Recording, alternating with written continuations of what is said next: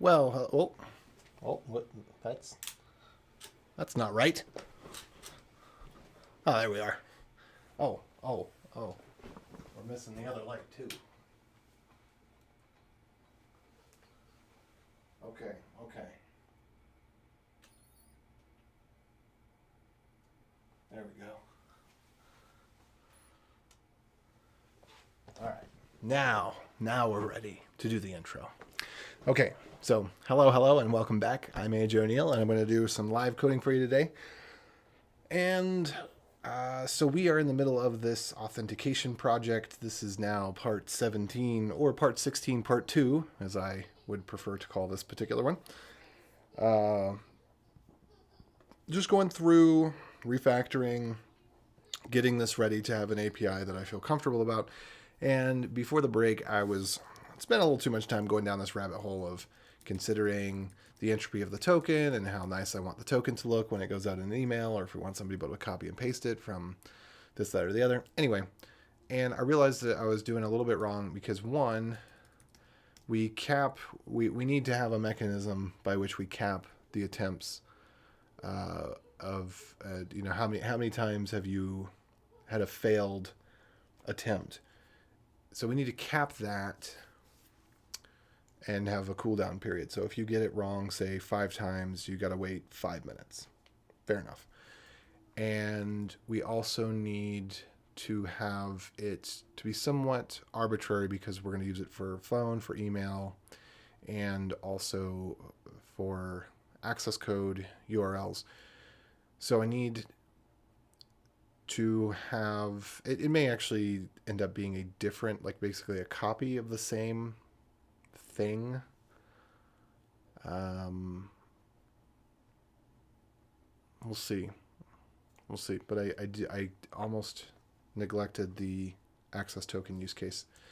Anyway, so I'm going to get back to it. This was actually dumb, so I think I'm kind of gonna get rid of it ish.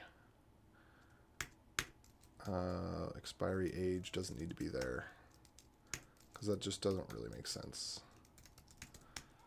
So let's get rid of that. Yeah.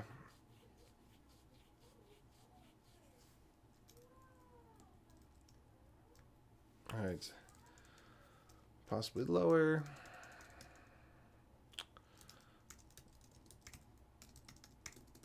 Let's see. Possibly lower if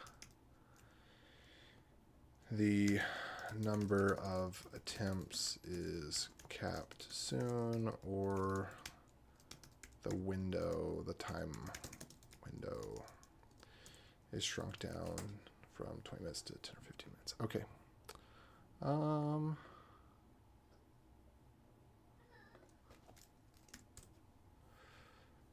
Let's see.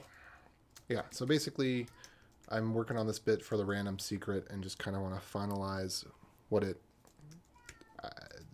basically, I wanted to eliminate some dependency and some complexity that I introduced that didn't need to be there. And so then I introduced some different complexity that didn't need to be there, as is often the case. So I am going to say that the number of characters that we want to target is 8 characters. That's pretty low. But we need to make sure that we cap the number of attempts. So let's say at below 10. So I'm going to go try that real quick. So basically, anytime I get a wrong value from the ID. Oh, and there's also another problem that I'm going to have here. Let's see. I'm going to go back to where this is being used. Secret to ID. Okay, secret to ID. How's this being done? All right, HMAC secret. Yes. Yes. There we go. Copy that in there. Copy that in there. So there are two places where... So the purpose of this was, if we generate a random token and it's fairly low entropy, say that it's something extremely low, like 32 bits of entropy, which would be 8 hex characters, that's actually not so bad. Well, it's not bad at all, as long as we have a sufficiently strong message digest secret. So we can do a hash on the secret plus the thing. The point being, we don't want to be able to reverse. If you know the ID and the key space is very small and you don't have any secret to the ID itself, then just knowing the ID, you could try every possible combination of hash until you derive the secret. So by putting basically, you could call it a salt or call it a pepper. I think pepper would be more appropriate because it's a server secret value, whereas salts are essentially can be public values just as well. Anyway, or maybe it's the reverse. Maybe pepper is considered to be a publicable value. Anyway, it doesn't matter. The point being that this is a secret value, and we're combining it with another shorter secret value, and together, all we have to worry about is the window of time and opportunity, meaning the number of attempts that it takes in order for somebody to guess the smaller secret. So it's actually okay that it's ridiculously small. This is how authenticator apps work, with the 6-digit numeric code, where they give you 3 digits of space and 3 digits. That's incredibly small in terms of a key space, but because it's in a window of 30 seconds, the window is very short, and you're capping the number of attempts that somebody can try it, etc. You can't, because the secret itself that generates it is very long. The fact that the validation that you're using is very short is okay, if that made sense. And by the way, I've got the... Oh, hey, Matthias. I've got the comments open on Twitch and on YouTube, so feel free to ask me questions or any of that. All right, I'm going to... Let's see. There's two or three places where I'm going to use this. Okay, I can get... And yeah. So basically what I want to do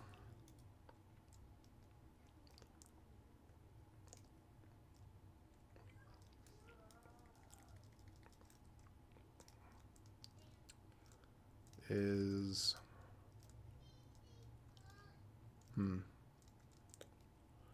I want to do something so that you're limited in the number of attempts that you can make. But I'm not sure what to do, because if you only have a secret, then the number of attempts that you can make is essentially bounded by...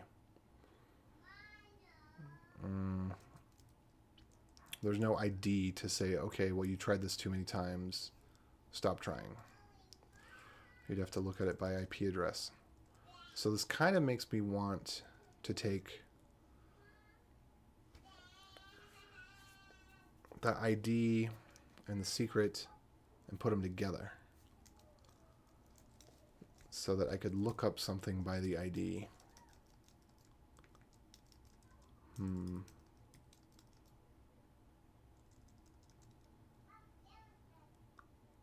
be able to tell. Yeah, because I want to limit this not just by time, but by number of attempts.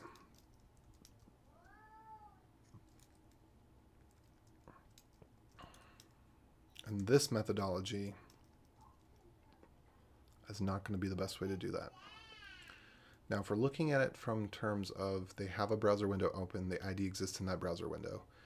So what we could do is we could say that the secret that's sent back to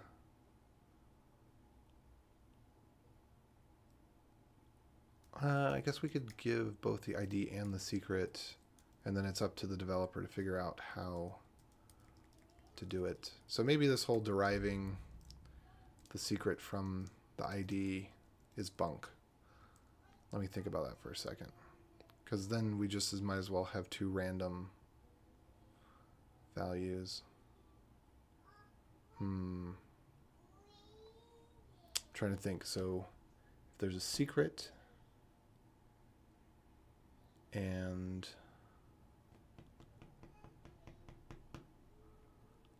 an ID, what's the way to get the shortest URL? I'm not going to worry about it right now.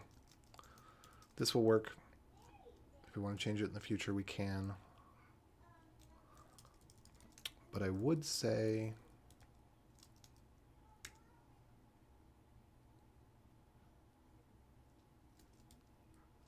this one doesn't matter much because we're just checking the status of it.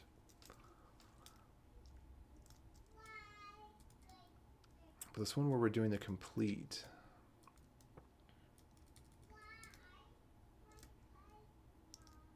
let's see.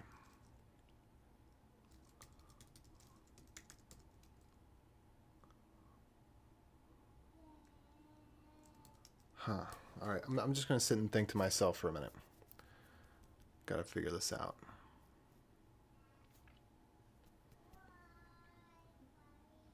If in the body, okay, the user clicks on a link in their email. The email has the secret.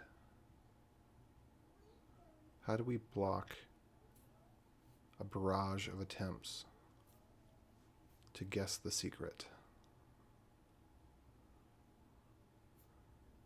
It seems that we would need an ID to check the secret against.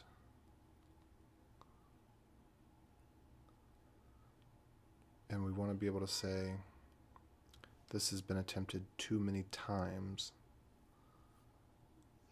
And the only thing we have, if we don't include additional information, is either they get the token or they fail the token. Or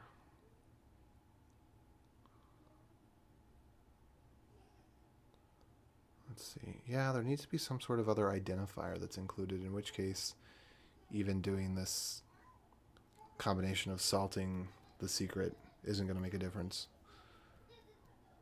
Because we could just as easily have two random numbers. The elegance of this was that the ID could be the secret. The other thing, yeah.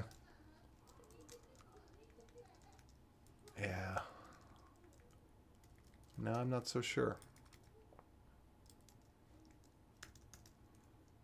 Let's see, challenge token. Oops, challenge token be ID. If not ID,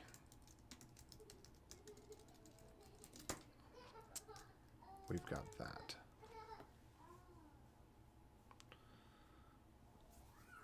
So when we do the lookup,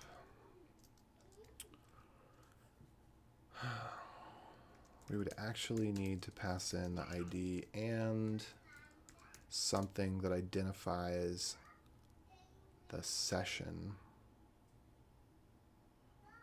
or the IP address. I'm not going to worry about it right now. To do. Let's see.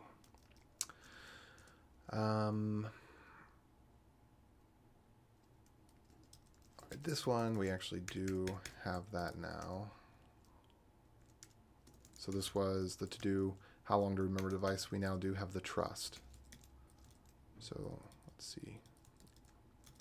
Trust would go in claims 2 here.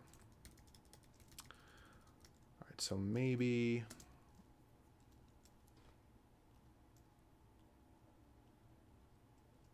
use ID.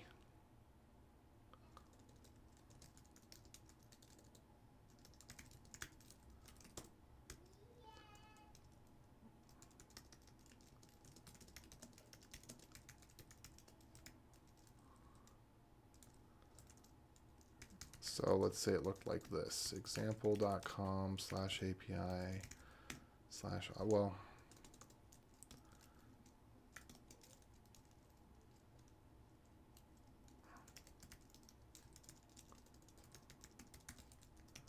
equals 1, 2, 3, 4 ABCD dot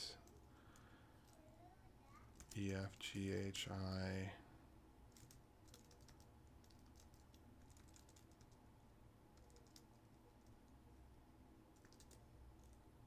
uh, 097. Something like that, maybe, where this is the ID and this is the secret.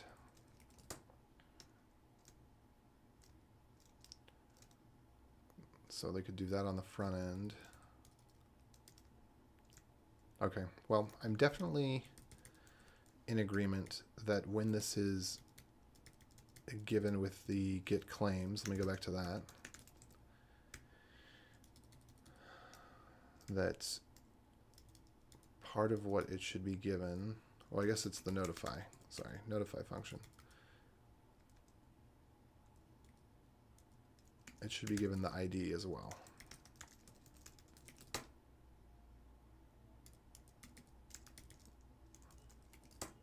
Okay, I'm on board with this.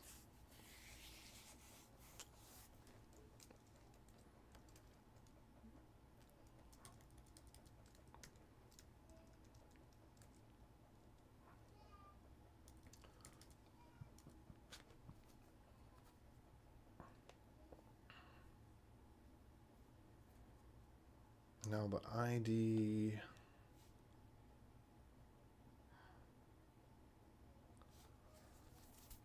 what value, what type of information can they get back with the ID right now? So with the ID, they can get back what it was ordered by, what browser it was ordered by, when it was ordered by, the IP address potentially. Let me see if I put that in there.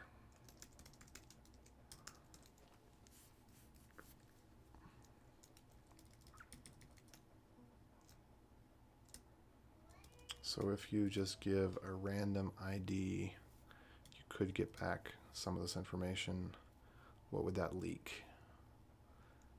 If an attacker was able to just come up with a string that's relatively short and at random get something. I don't think too much. Okay.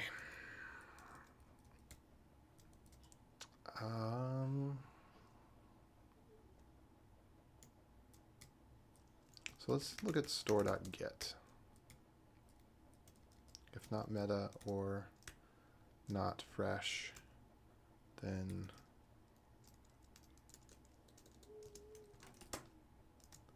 doesn't exist or is expired. That's cool.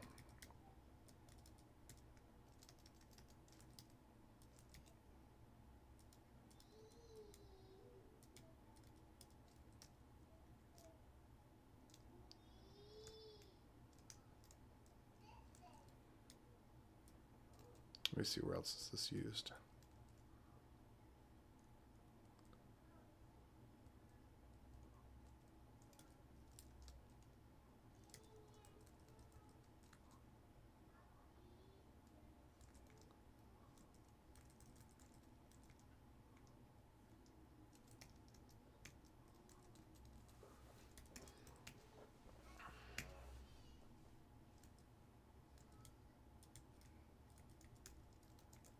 Okay.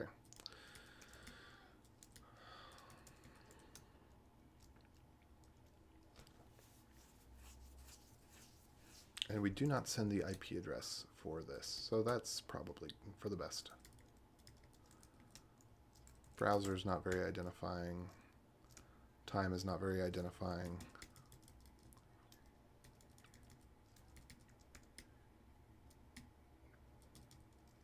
Okay, cool. All right, I feel good about that.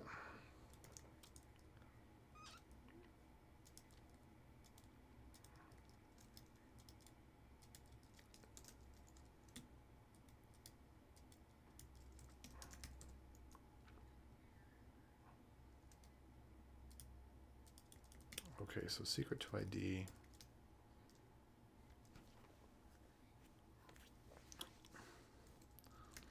Store.get ID. What we want to do is we want to be able to check that the secret that's stored, let me do store.set. Because store.set, I think we'll be setting the secret as well, right? Yeah.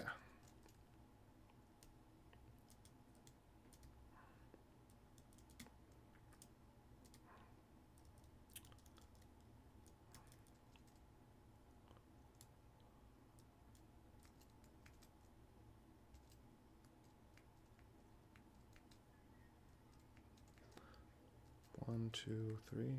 1, 2, 3. Okay. So what we want to do is if we've completed this and we've exchanged it, then it is expired.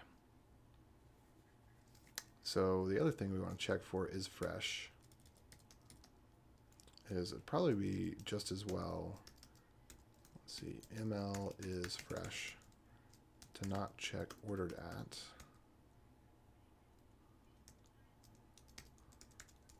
But to do meta and to say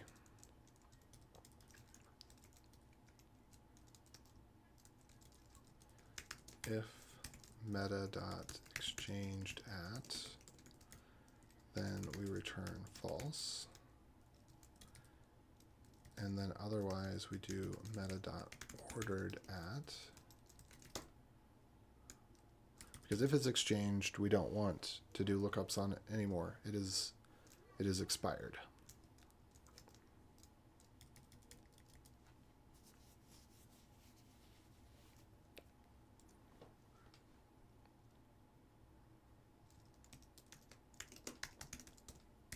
And then let's see what we want here. So let's challenge. ML is fresh. Where we got 1, 2. Okay, we just got 1, 2, 3, 4 places where that's referenced, so they've all been updated. And then we have, let's see, await.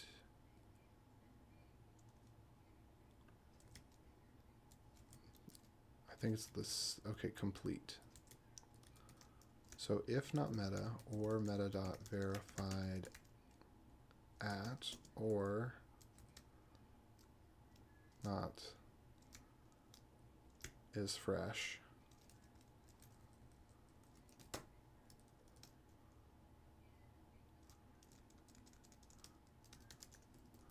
say is expired.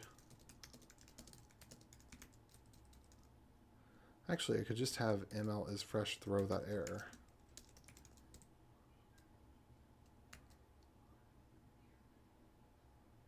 Well, in this case, no.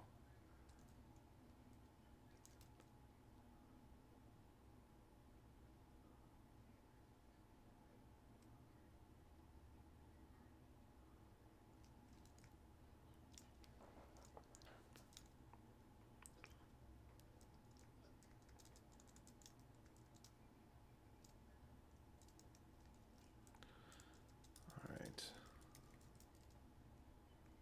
So in this case, yes. I'll just leave that be. Okay.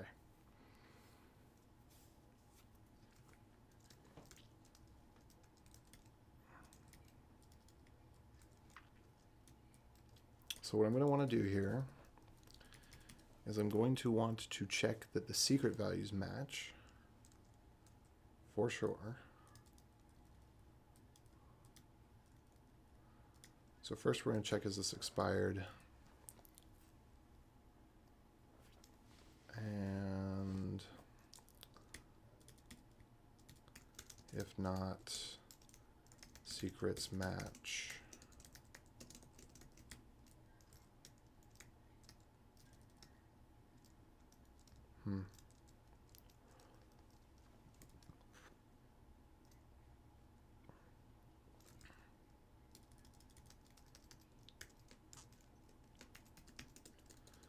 Okay, I'm actually I'm gonna create an errors file here. This is one of the things that I want to do.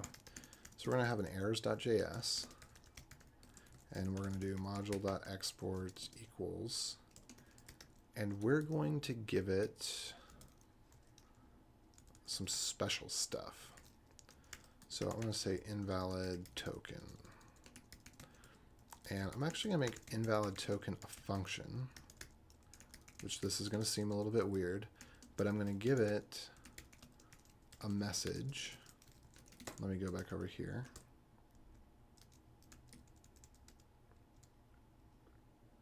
Maybe I'm not.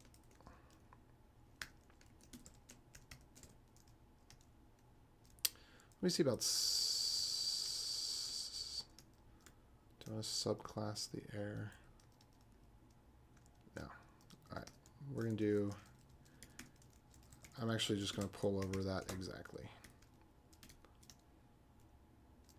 And we're going to throw e.invalid token.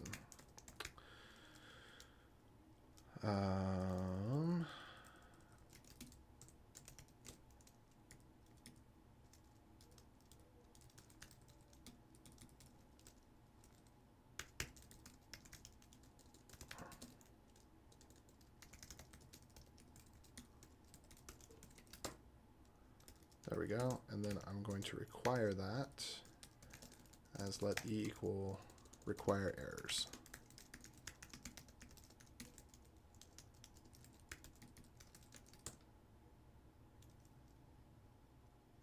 Okay. Oh, welcome. Oops, not require. So yeah, so I'll have my error handling. I'll move my error handling. This will be good for documentation and whatnot as well. I'll move my error messes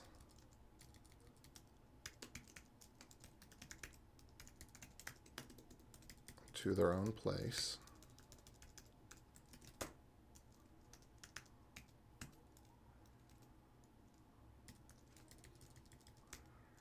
Okay, now I cleaned up that duplication, and I'm starting to have a place where my errors are being documented correctly.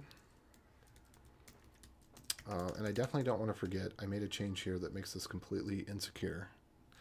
And I need to fix that. Okay, secrets match. So I need to put in meta.secret and secret. And I forget this is another thing I need to put on my cheat sheet. I'm going to make a list of things I need to put on my cheat sheet.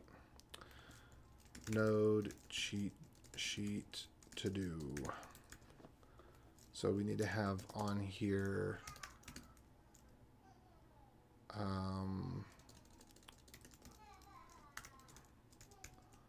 to URL safe base64 was one of the things. Secure compare strings.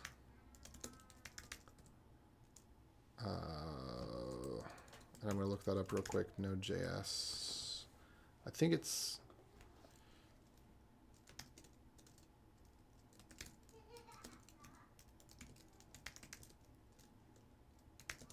I think you gotta maybe create a buffer for it. Secure compare. No, not bcrypt. Safe compare. No, I just want to use the one that's actually part of Node. Yes. Yes. Node crypto. It's probably the crypto module. Duh.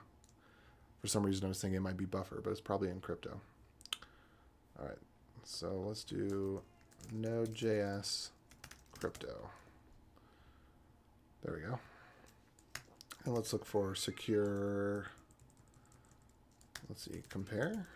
No. Timing safe equal. There we go.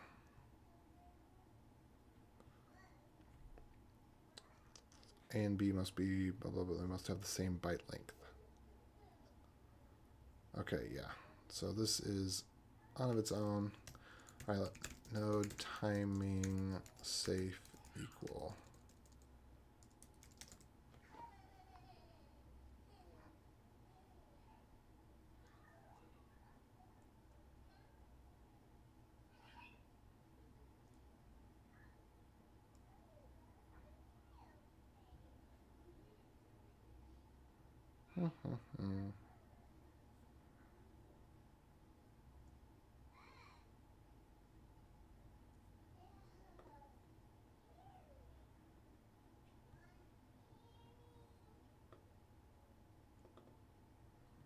Okay.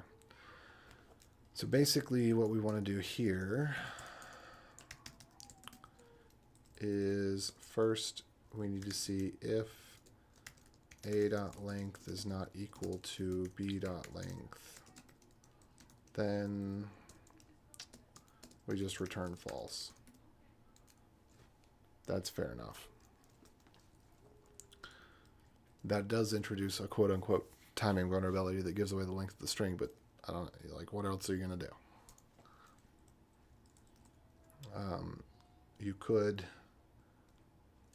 You could just pad both of them, but then if you're padding them, that's going to take some time. So I just think this is in the noise, because what you're really trying to prevent is the comparison. So this doesn't really leak much information to know how long the string is. What you don't want to be able to do is do multiple string comparisons over and over again and be like, okay, well, every time I have the letter A, it takes a little less time by a microsecond. Okay, now every time I have the letters A and B, it takes a little less time by 2 microseconds, and so on and so forth. You don't want the attacker to be able to walk. And yeah, that doesn't matter so much here because we're going to introduce a cap on how many tries you get. Okay, but let's say you have a timing safe equal, and your timing safe equal, you just have buffer dot from A, buffer dot from B, and there you go. That's basically it right there.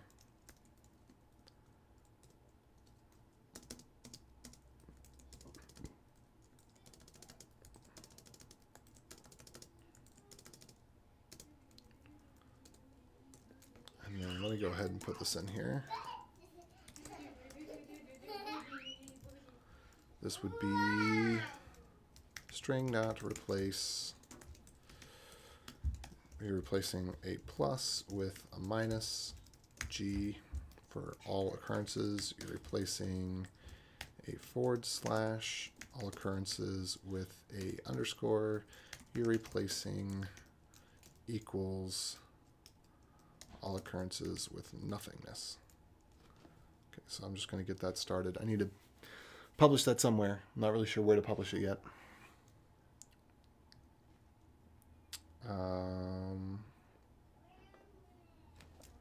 Anyway, so I'll take this right here. Yeah, just that code. Secrets match. And let's make that function secrets match.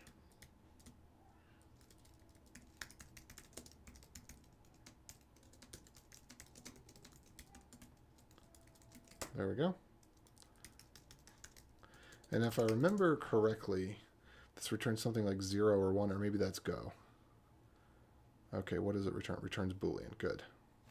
So timing safe equal. So true if they do match. So let's go A and B. That looks right. If not secrets match, throw invalid token. I guess we could just do like this.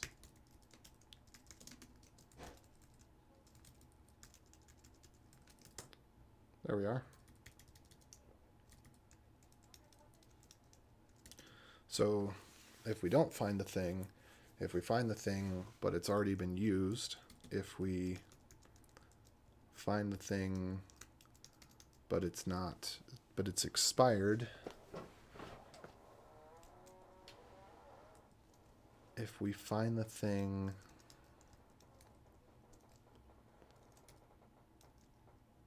but the secret doesn't match, then invalid. Cool. And I'm just going to throw this around here.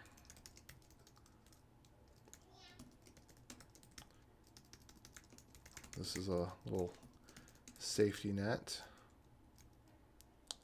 So if not A or not B,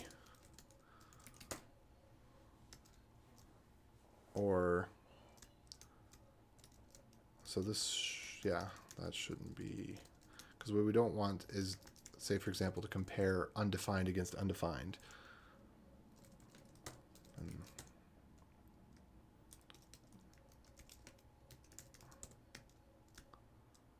okay.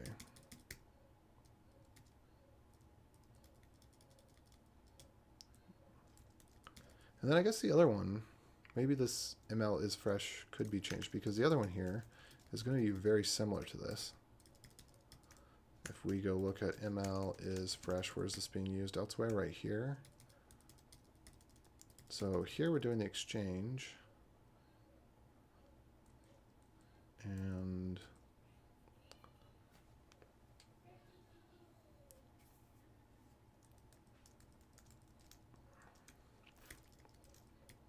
except here we're doing exchanged at.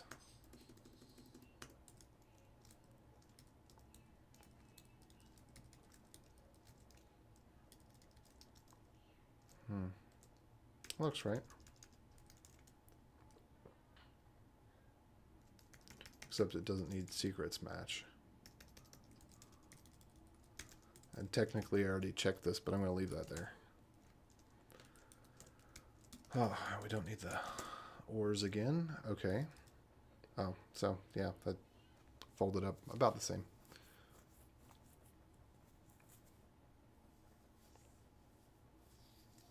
Okay, so what don't I like about this?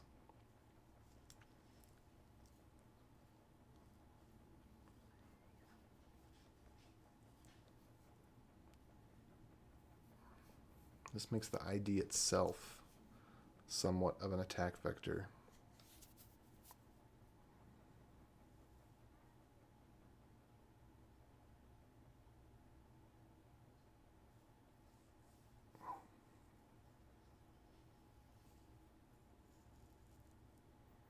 Let me think about this for a second. Because we can just use the ID without having the secret if the secret's already been used. The ID is sent in the email. The ID is known by the original. And if I'm just guessing at the ID, and I happen to get one that's valid, there's a very small window of time in which I could use it. And there's not really much to do about that other than say maybe the ID ought to be longer than the secret because it's not actually something that somebody needs to type in. So let me go consider that real quick. So ID equals secret to ID, secret to ID.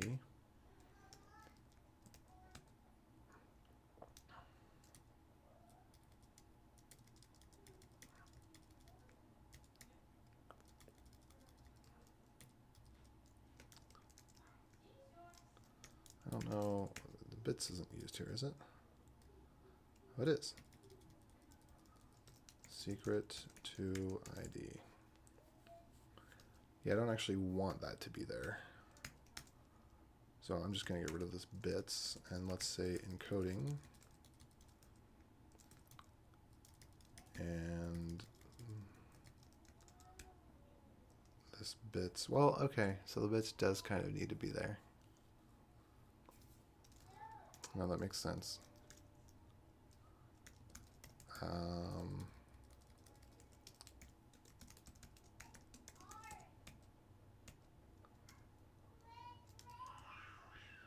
So let me change that from bits to bytes, though, because that's easier to reason the math about. Even though we talk about entropy in bits, it's just easier to think about in terms of bytes.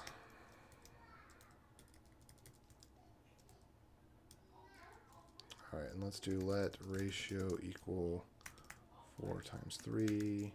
Well, actually, let's say let ratio equals 2 if say if not inc inc equals base 64, and then if base 64 equals inc, encoding, that is, then ratio equals 4.3.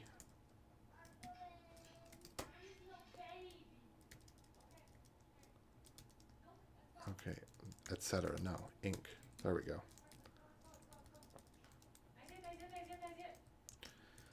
And so bytes should be 16 by default, I think, would be about right. Yeah, so if not bytes, bytes equals 16, which is 128 bits. Okay. And I am checking the comments occasionally to see if there's anything there. All right. So we've got 128 bits, 16 bytes. Cool. So then digest is whatever encoding we've got. And then we multiply the number of bytes times the ratio gives us the number of characters. So if it's hex, then the number of characters will be twice as many.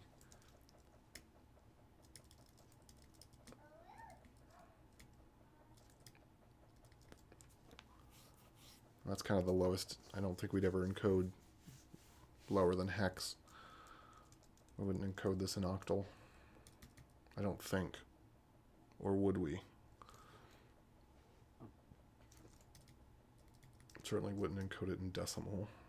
Well, again, or would we? I don't think so. All right, so what I'm doing here then is I'm saying I want the length of this string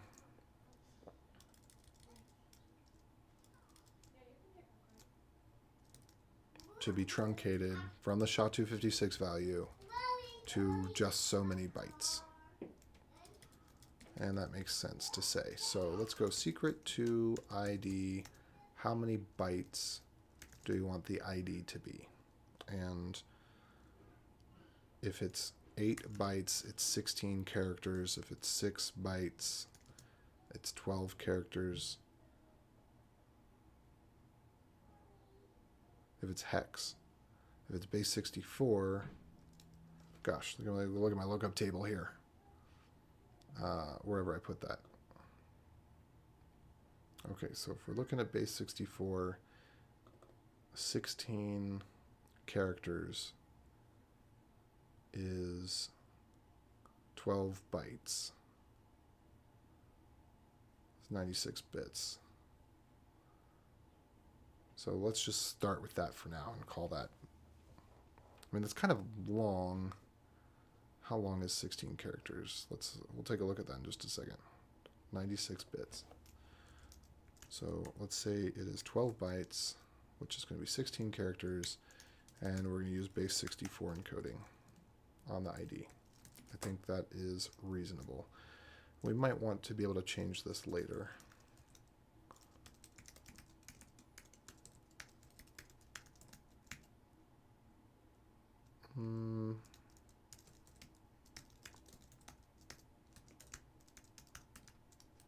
Oops.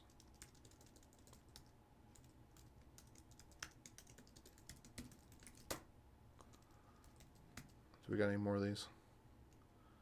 No, I think that's it.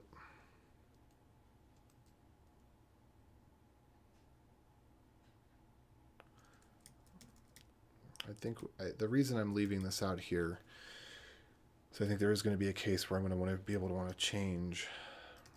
It's hard-coded, but it's a value that's passed in, so it's kind of an oxymoron. But I think that I'm going to want to be able to change this in the future. In the near-ish future. Okay. So, let's see. IP address. Let's go ahead and, we're doing the paper cut stuff. So let me just go back through and look at to do document that. I don't want to do that yet. Double check that the bit entropy for conversion of V64 is over. That was definitely done. 16 bytes equals 120 bytes equals 222 characters. Yeah, that one. And I'll just go ahead and link back over here for this.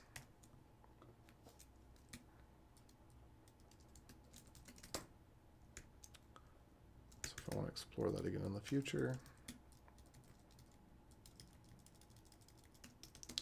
how many bits of entropy will be how many encoded characters? There we go. All right, it's been a while since we've actually run the tests on this, but we're not ready to yet because I'm in the middle of making these changes. So I guess before I go into other to-dos,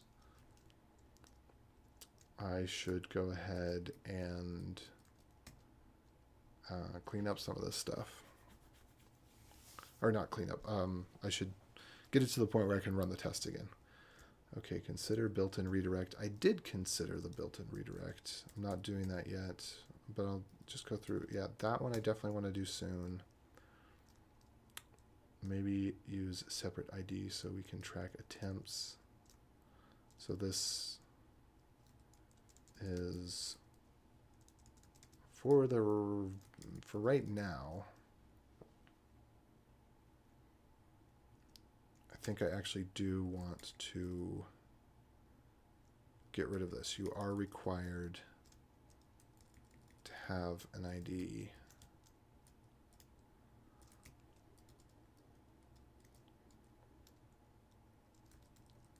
And the reason for that is because if this throws an error,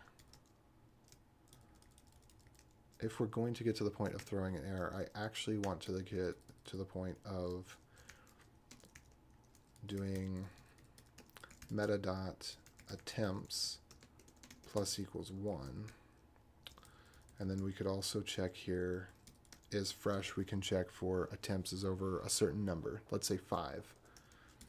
But I'll add attempts, and then I'll set meta like that. And so then I need to go back to where meta is created. So let's go store.set.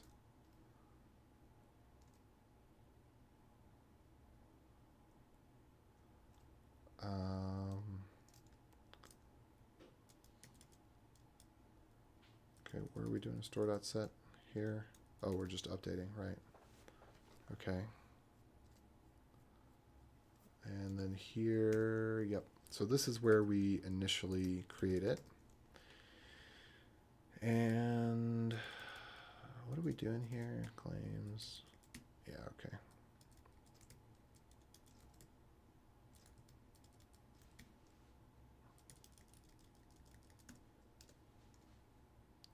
We're going to say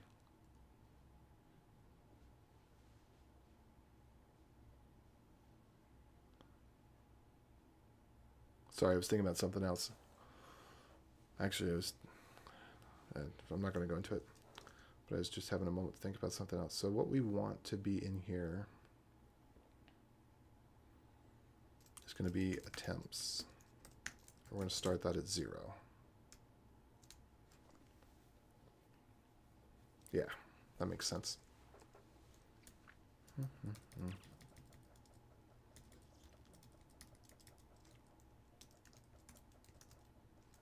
And then if we're going to check ML is fresh, magic link is what ML stood for or stands for. So what we're going to do here is also check if meta.exchanged at, meaning that the token's already been used, or meta.attempts greater than or equal to 5, which again, this value is something that we should make configurable. So let me see. Let me just go ahead and do that now. I'm going to go back up to the top of this function where everything's defined. Oh my goodness, this thing's getting long. So I'm just going to call this challenge attempts. It doesn't seem quite right. The word should indicate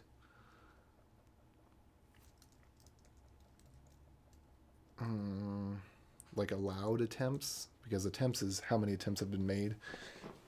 We need a different word here, but I'm going to use this word for now.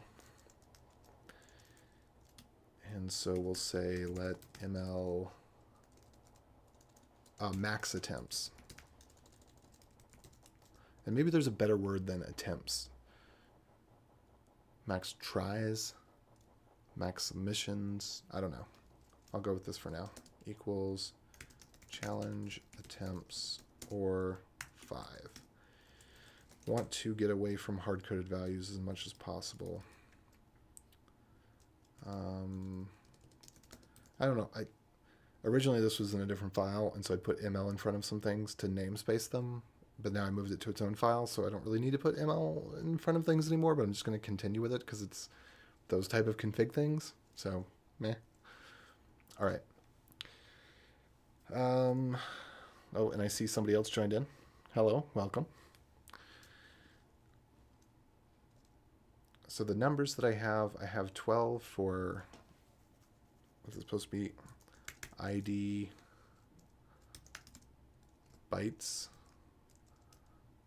is going to equal to 12, and then I think I said ml ID encoding is going to be base 64, and then I can get rid of these magic values that are just stand-in values. Like, there it is right there. So ml ID bytes, don't just want 12 floating around. In fact, let me go see real quick, where all do I have base 64? If not encoding. Yeah, that one's fine.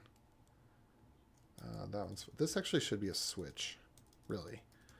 Because if it's not base 64 or hex, it should throw an error, but I'm going to let it be for now. And then what did I want to do? ML, whoops. ML encoding, what did I call it? ID encoding, yeah. Let me go here and put that in register A so I can use it again. And I'll just paste it there and then get rid of this and do bytes, I think it was. And then even though this is a comment, I'll just go ahead and paste it there. Should have put that in register B, or O, I guess is right next to A. Vim registers. You can have multiple copy buffers. Hello.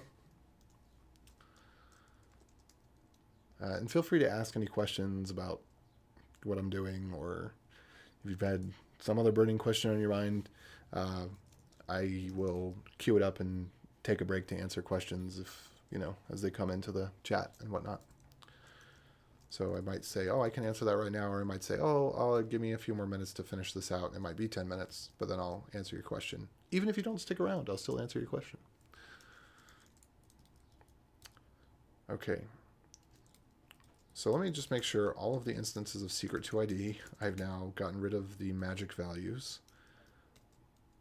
Magic values meaning just where you hard code a value without documentation as to why you chose that value or what it is.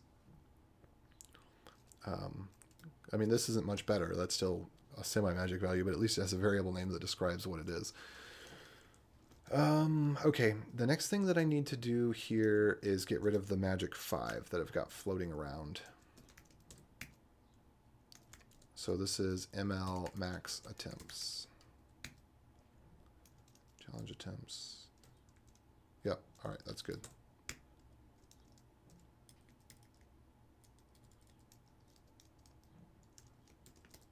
And let's call this challenge max attempts. And actually, you know, if I'm going to go with a max, it might be better to call this max age rather than expiry.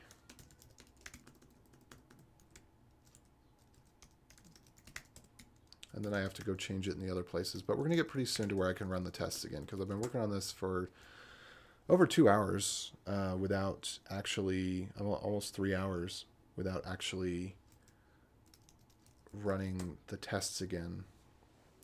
What did I do wrong there? Challenge max age. There we go. And I mean, for me, that's okay. I do that all the time. Sometimes I write an entire program before I run tests for it.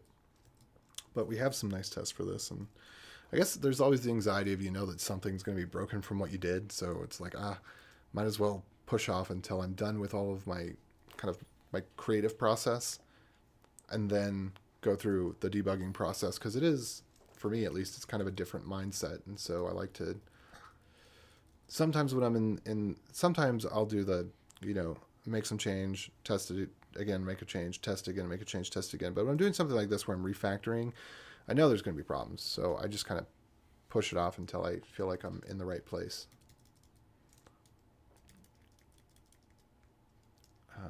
And I know that the tests actually changed a little bit here as well, because I'm changing some of the input names. Yeah. Okay. Gosh, this file's getting big. It needs some more comments. So we got the complete. We got, okay, what to do? I'm not going to do that right now. Now we're back down to the to-dos.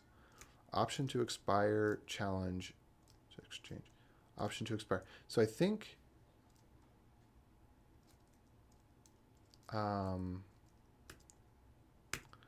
option to expire. Let me think about what that was supposed to mean. I think we should have a way, if it's deleted at, I'm going to do that too. Let me go back up. This, I don't think we need this comment anymore, because that's going to be handled not by this library, but by whatever is using it. But there was the ML is fresh. We should have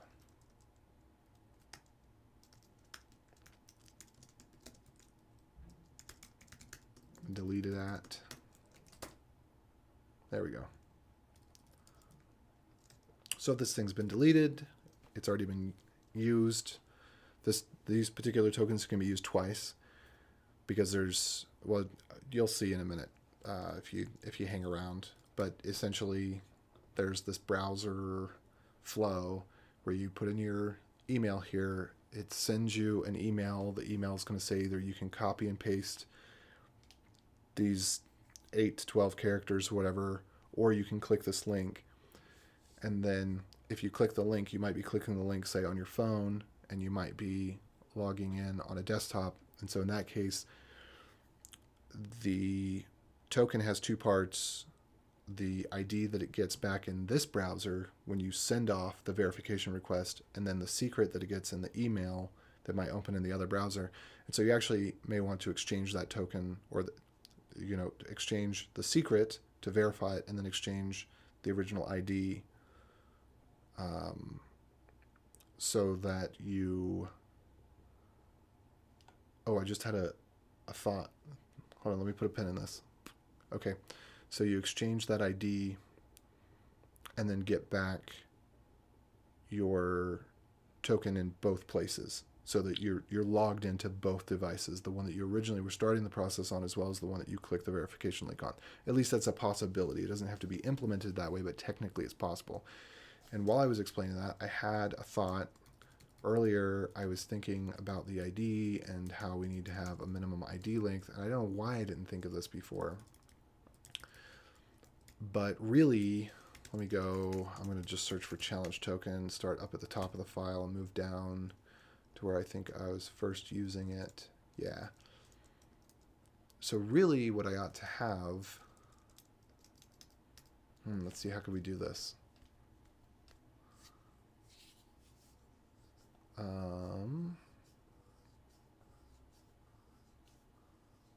Okay, I got something semi-clever that I think I'm going to do, but I don't think it's too clever. I'm going to use the ID. There's basically going to be two secrets.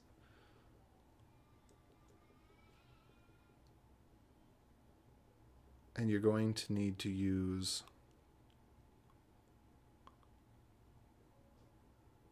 both of them. You're going to need to use the ID and the requester secret, or the ID and the fulfiller secret to be able to get information. And the way I'm going to do that, I love hashing things. So here's what we're going to do. If we have the secret, what we're going to do is we're going to use the secret to get an ID.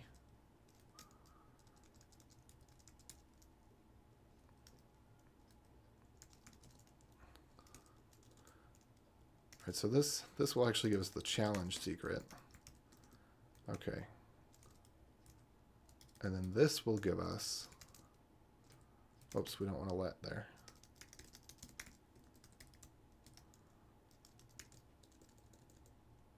I'm just going to call this CH token for now because it's shorter.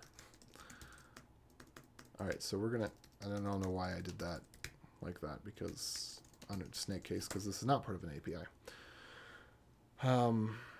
Hashing is for security, yes. Hashing can be for security. Yeah, I mean, it's commonly used for security. So basically, I'll try to explain this as I generate a random secret. So it's just random garbage. And then I encode it as base 64. I can take that. So say the server has, so with cookies, signatures are hashes. So HMAC signatures, cookie signatures, a lot of type of secrets or signatures are based on hashing. So if you have a secret value, a random string of characters, and you have another, oh gosh, let me walk through the code here. Give me a second, because what I'm doing here is kind of, it's kind of cool, but I need to get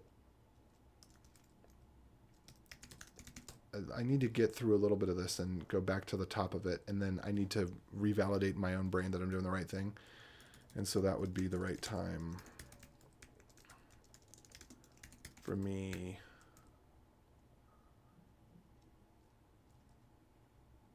to do this. Okay, so that would actually, we actually do want to have a challenge ID here. Right. Okay, yeah. I need to do a little bit more work, and then I'll go back around to what I was trying to say. But basically, hashing can serve a couple of different functions. It can make it so that you keep a value secret.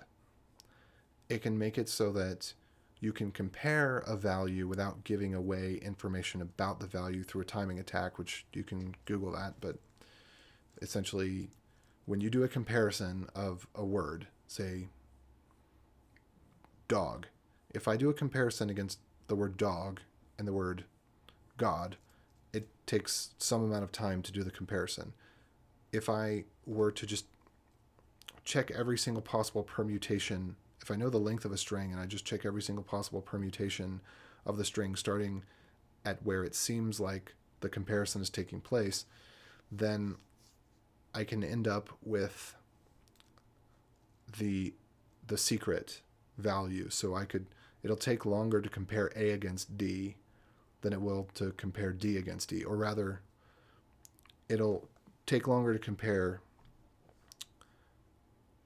DO against AB than it will to compare DO against D, and it will, or DD, and it'll take longer to compare AB. Sorry, I'm saying it in reverse. If you have two similar strings and they have similar prefixes, the more the prefixes are the same, the longer it takes to compare them. Yeah, the longer it takes to compare them. And so you can look at the number of microseconds it takes. You could do, say, 1,000 or 10,000 web requests, and you can derive, for example, an HTTP basic password just by checking on the timing of incrementing. Try the letter A as the first letter, try the letter B, and so on and so forth. So that's one of the things that you can use hashing for. You can also do constant time string compare, but if you hash something, then like in a database, you can't tell your database to do constant constant time string compare, but you can hash a value and put it in a database. And then when the database does the efficient comparison, which is not constant time, then you can get back,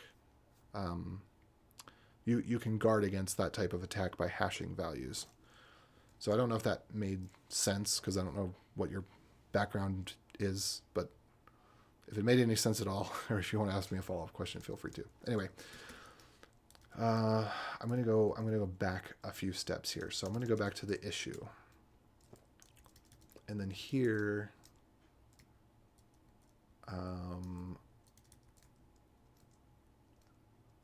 I don't think I need that challenge ID anymore. I don't think that's actually used for anything.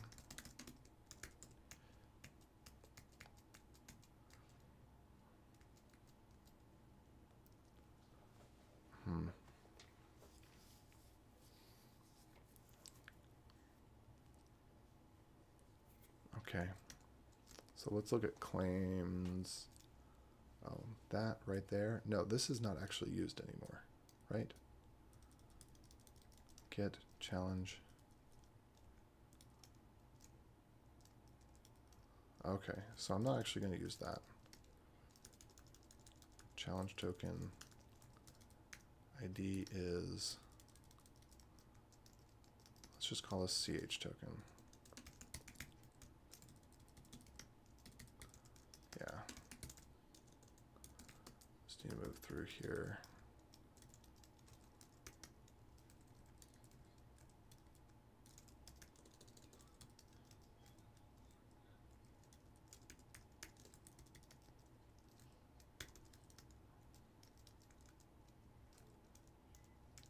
That's actually fair. So what I'm doing here is I'm actually using a dual hash. So I'm taking some secret value, two secret values actually. One that's distributed to the user, one that's kept on the server. I'm hashing them together. And so the entropy, or the difficulty of guessing that, is the combination of the server-side secret, which they can't know, and the client-side secret, which they could potentially expend compute power to run through a bunch of random cycles to guess. So if they knew, like if this is an open source library, which it will be, and they knew that the way that I'm calculating this is by doing hashes, then if they were to just run the hash with the exact same values, they could run enough of them, and then they could get, they could arrive at what the secret is. They could just try a bunch of random numbers over and over and over again until they hit on the one. You know, this is trillions of random numbers, but they, you know, you can buy compute power, you can do this. Anyway, so I'm actually using the secret value to produce that's the original most secret value that's sent out in the email. The HMAC secret is the most secret value that's just kept on the server. If I hash these two together and then truncate it, I can actually get to the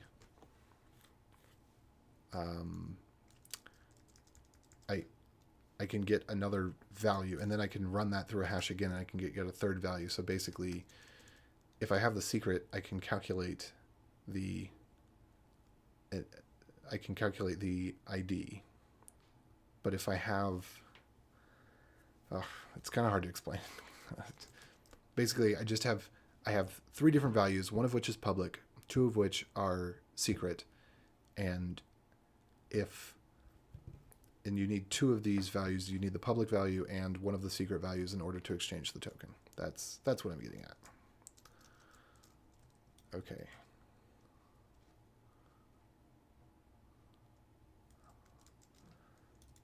All right. So, yes. Blah, blah, blah, blah. Let me go back to the issue. I need to go back up to the top here.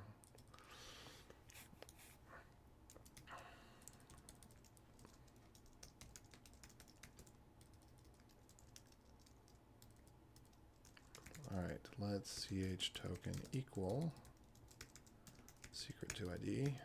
Great. Let ID equal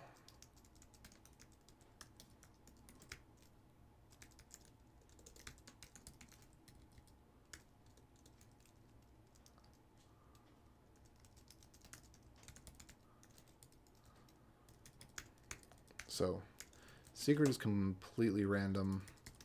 Challenge token is derived from the server secret and the secret that's getting sent in the email. The ID is derived from the challenge token, which was derived from the secret, as well as the server secret. That's the public value.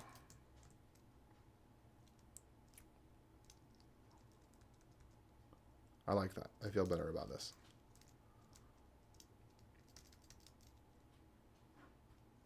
Okay, CH token. Is that what I want to call it? No, I actually want to call it challenge token. Again, I know I'm mixing the casing here, but that's because of the way it's going to go out eventually. Okay, maybe I will call it CH token. I'll just translate it when I get it to the API point. Getting too long. That's all. All right, R&D secret.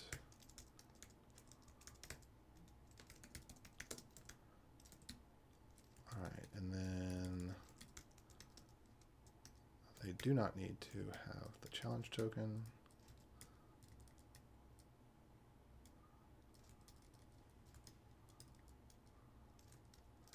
That doesn't even need to have the challenge token. This does need to have the challenge token.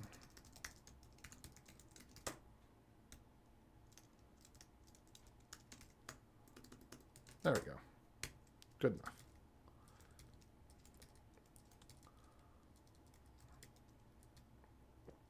Okay, now if we're going to do get, use the secret or the challenge token. If it's the secret, then you generate the challenge token from the secret, then generate the ID from the challenge token. Good. That all looks right to me. And then if you want to complete it, you need the ID needs to be the ID.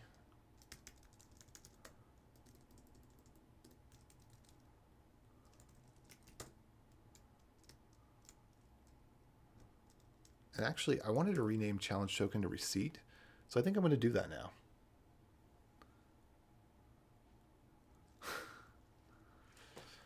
Most people don't know what I'm doing. He says, I don't know what you're doing. Programming is just a hobby for me. Well, I'm doing stuff that's related to, I'm building an authentication system, and most people don't do that.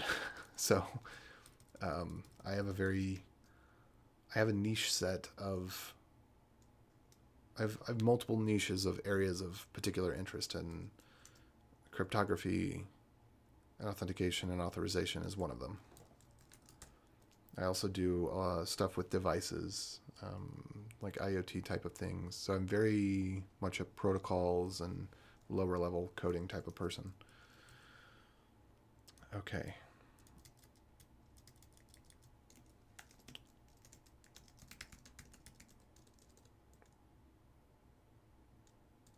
Let's see, CH token. I'm going to call this receipt. I think that's the way you spell receipt.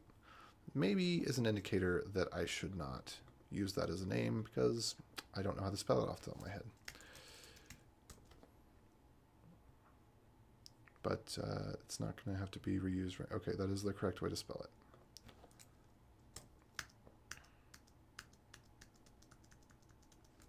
All right, and then challenge token receipt.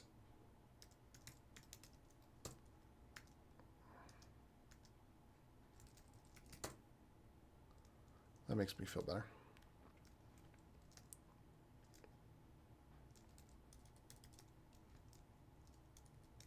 All right, we do not verify exchange. This is not the way that we're going to do it. We're just going to call this receipt. And then this, let me find where that was. There we go. By the way, you said you're kind of new to coding. I have a local website for my school. I'm trying to make a login system for it. Okay. Well, this is something that when I'm done with it, you could use for that. If you watch there's a link in the description to the earlier parts of the series, and you can find one that's named something like Google Sign-In. And I'll give you the link to the blog article.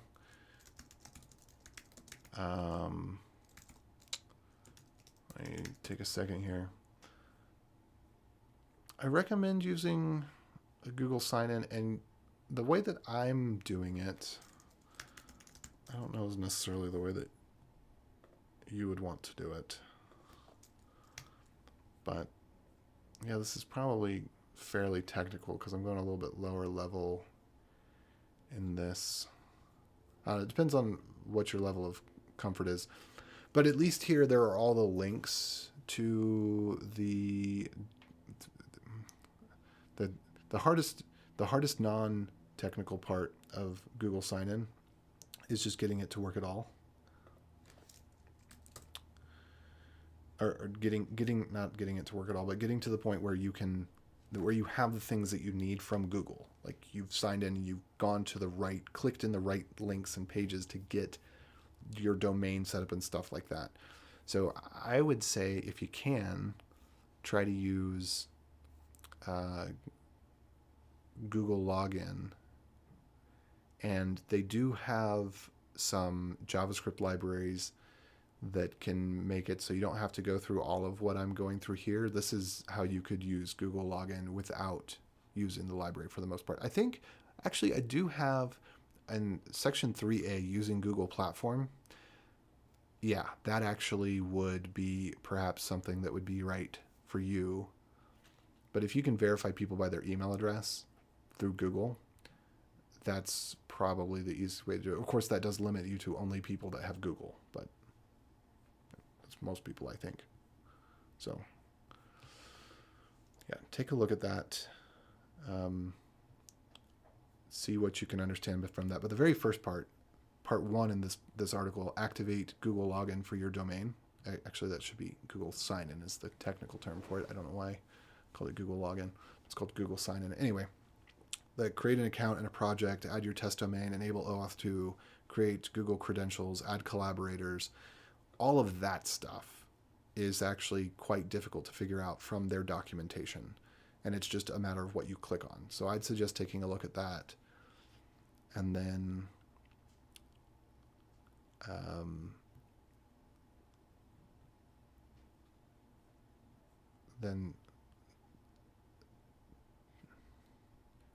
yeah, if you take a look at 3A using Google Platform, the part 2 there is probably misnamed. Oh no, this is okay. Yeah, so there's some links in part 2 to where some of the documentation is that you might want. And then 3A is kind of me distilling that down. So take a look at that. Anyway, I'm going to get back over here. Let me make sure we don't have any. Okay, good. We've got no more mention of JWS in here.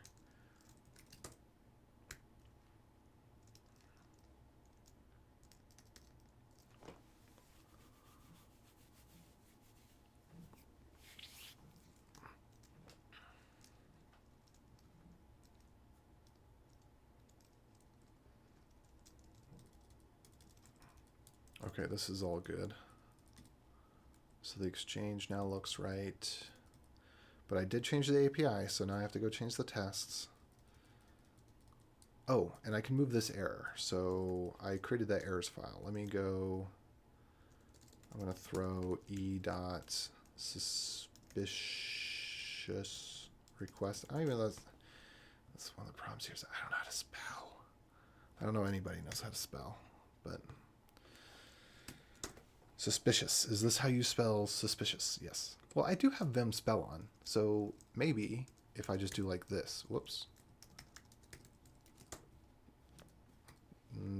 No, Vim spell does not catch that, which is fine. All right, I'm going to move this, whoops, into my errors file now.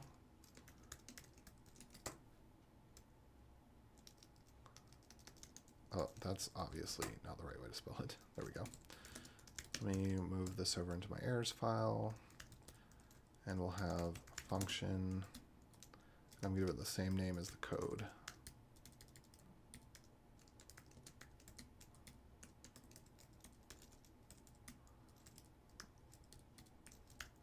Oops. There we go. Cool. consolidating errors into a single location is a good thing. Do I have any more of those where I'm throwing, or let's see, new error?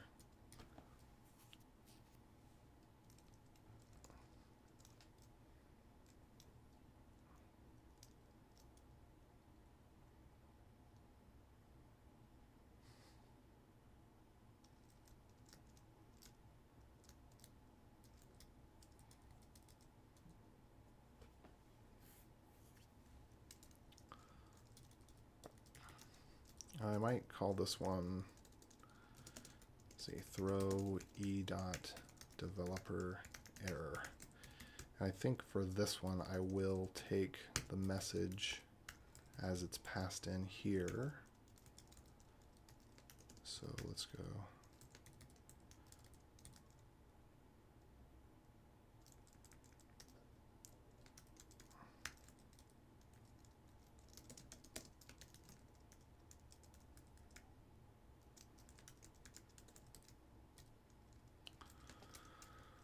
Let's move this error out. So developer error, no typo. Good.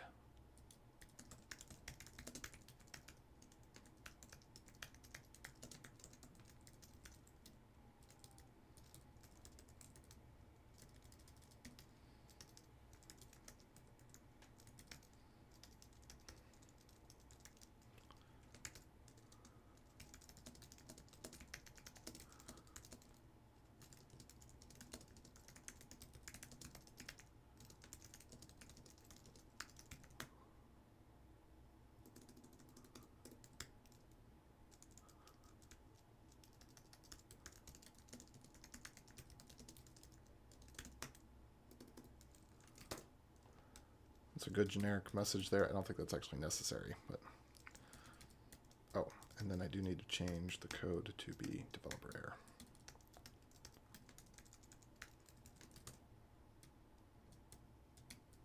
And I do need to export this.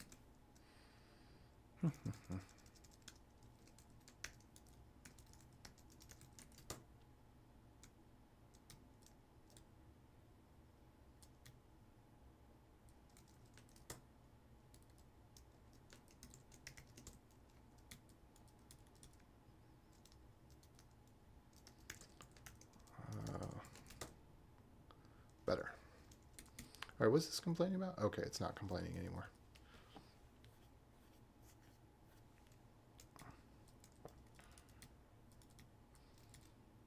All right, audit log stuff we're still going to need to do. Okay, ID token, access token. Yep.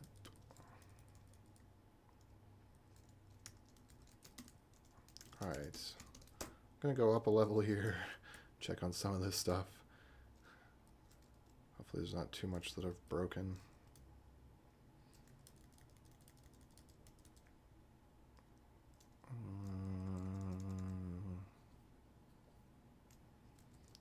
This seems kind of nasty, but I don't know that I want to do anything different with that warning message. That is a good warning message.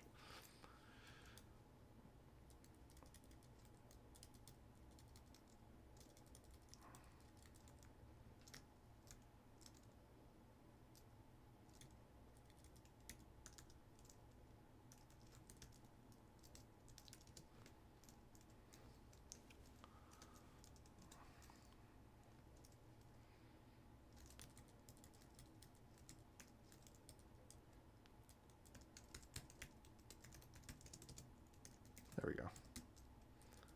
Actually don't need, let me see. So this error message is just if there's a certain random value that's not provided that should be consistent from server reboot to server reboot. If it's not long enough, then one is going to be created.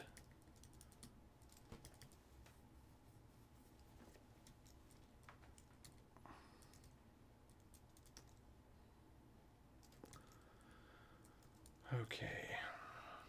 All right, that path there. Where are we doing cookie defaults? cookie defaults.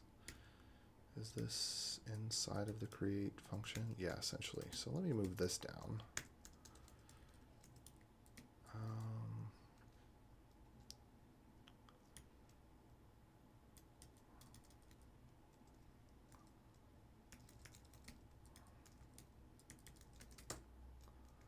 This maybe should go after validation stuff. What is all this cookie business? Okay, this actually should move.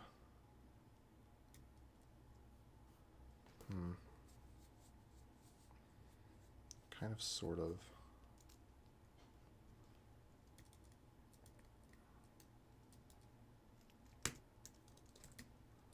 Let's see. I'm trying to, one of the things that I'm trying to do as part of this refactoring process is take values that I've hard-coded and make them configurable, or values that were either hard-coded or globally configured, make them instance configurable. So I'm going to call this one secret, and then say secret. There we go. And then we don't really need hmax secret.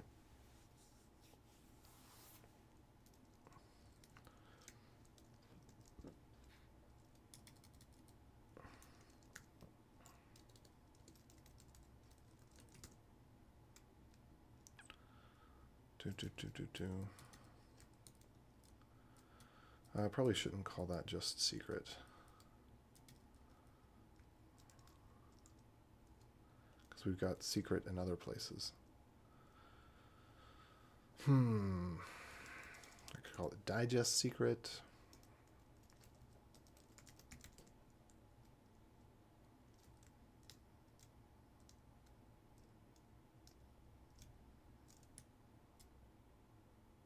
I don't know. But I'm going to go ahead and go into the example app and pass in secret. Oh boy. Getting bigger and bigger.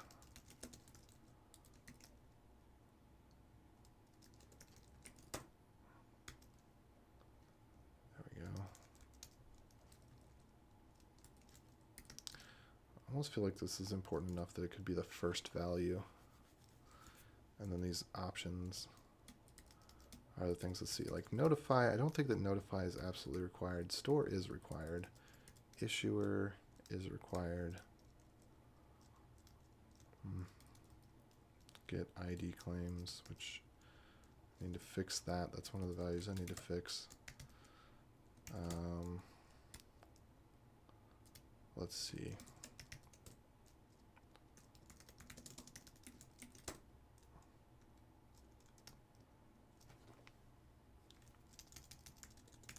So that's secret. I don't want to use again. But I don't like this. I think I am going to make it like that. There we go.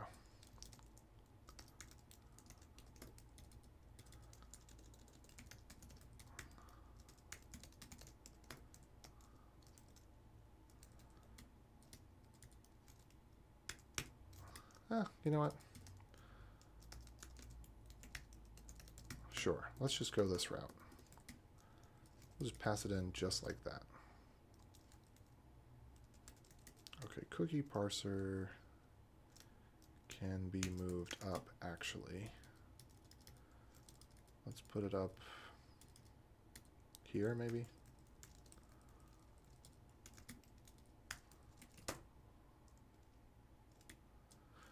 Let me check and see if we got any more comments. It's lonely.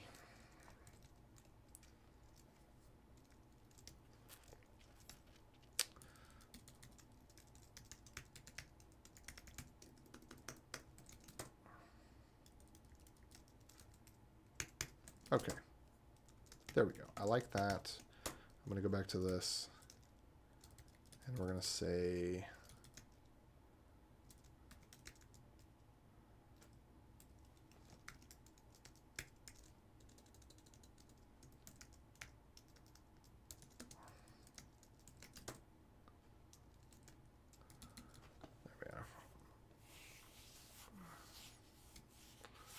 kind of feel like issuer belongs up there too.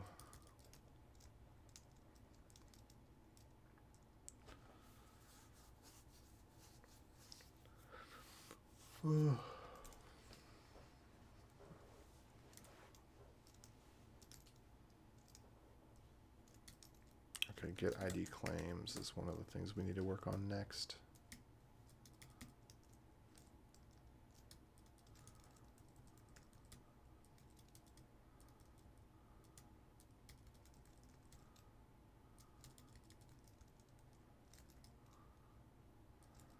And I feel like this comment could be moved down.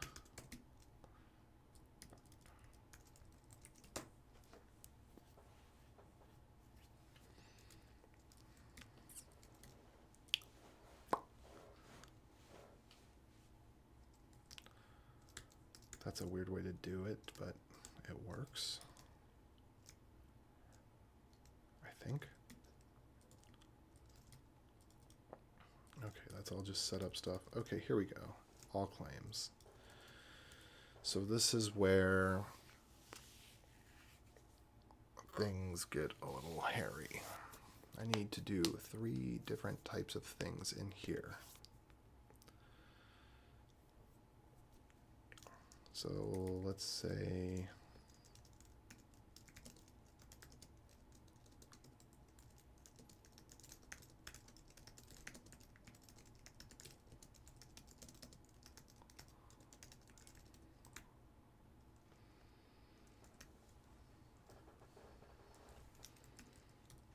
I need to sign an ID token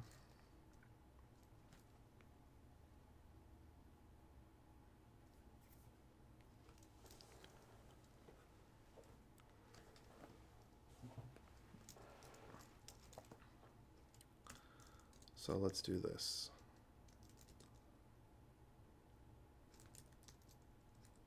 I think all claims works.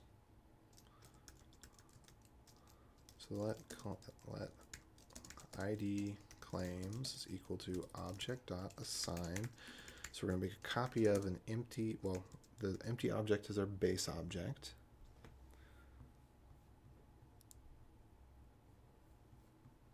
And then I'm going to have my default claims object, and then I'm going to or empty object in case that's not specified, and all claims.id claims or empty object. And this works. I like that. So then we have ID claims dot expires and ID claims. There we go.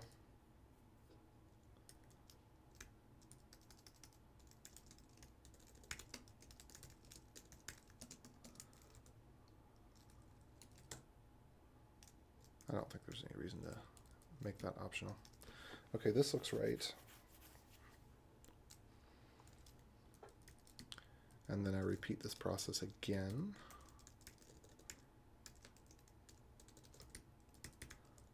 Say ID token. And I just repeat the same process, but it will be access claims and an access token.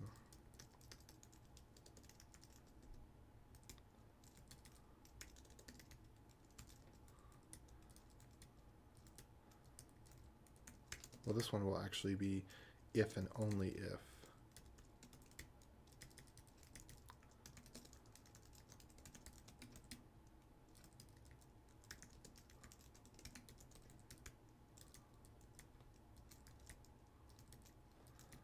Okay, so let's do this. Let ID token, let access token, and then if all claims dot ID claims.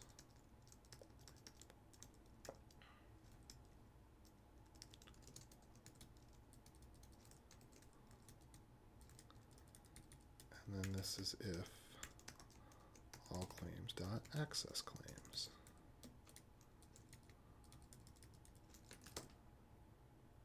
Okay.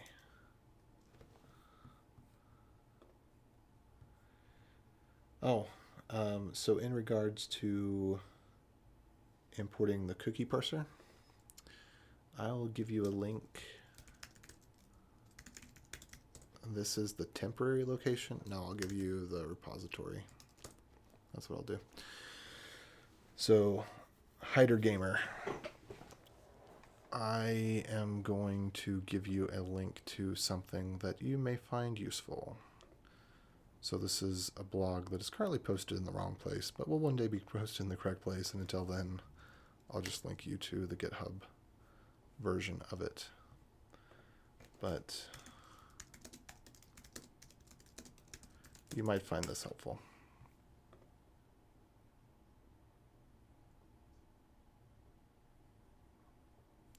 So base64 is not a hash. Base64 is an encoding. So if you encode something as base64, you have not hashed it. It is the exact representation of the data. You can take a hash, which is a string of bytes, and you can encode the hash as base64, but just be aware, hashing and encoding is a reversible operation that does not require any sort of secret or password or anything. Encrypting is a reversible operation that does require some sort of password or secret. And hashing is a non-reversible operation. The only way to reverse the contents of a hash is to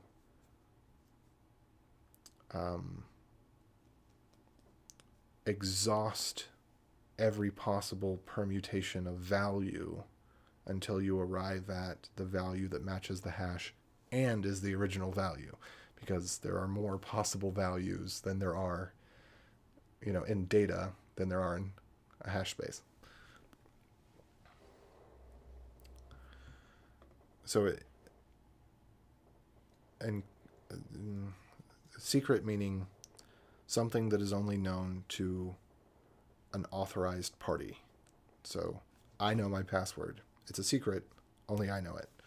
The server has a secret that it uses for salting passwords or for joining in with other hashes. Only the server knows it. I don't know it. So typically speaking, I don't recommend that people implement password authentication, but if you were implementing password authentication, for every user in the database, you need a value called a salt, which is a server-side value. It doesn't necessarily have to be secret, though typically you don't give it out. But the server-side value of the salt is put together with the user's password such that the server itself does not know the user's password. And a popular way to do that is with bcrypt. But again, I don't recommend that. I recommend using something like Google Sign-In. I am implementing or will be implementing password authentication with this, but it's not something that I recommend.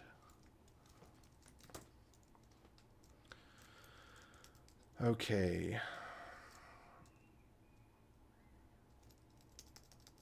That would be access claims.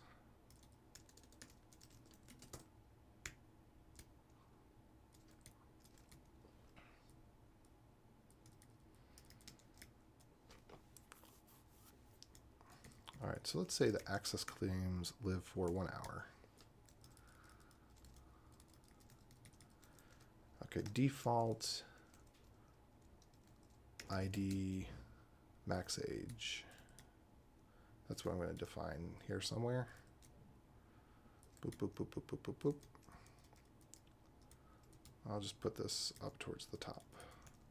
Let default ID max age equal, and then we're going to put 24 hours in there. Let default access max age equal 1 hour. I think those are reasonable values.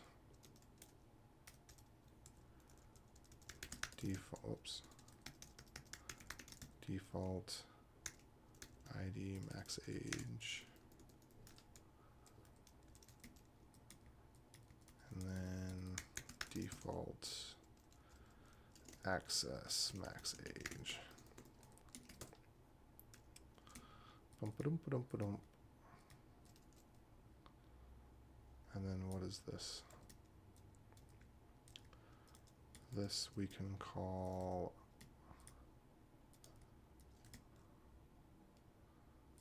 grant tokens and cookies. Where's grant tokens gone?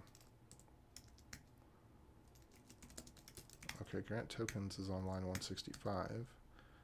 Grant tokens and cookies is all the way down on line 236. I wonder how they got so far apart. What got in between them? Get claims got in between them. Set auth and refresher. Oh, I guess it's not that much stuff in between them after all. But we do want to do, let's see, ID token access token equals grant tokens all claims.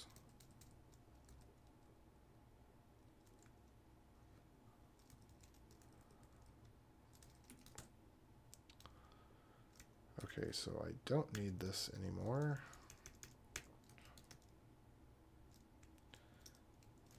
Set auth and refresher.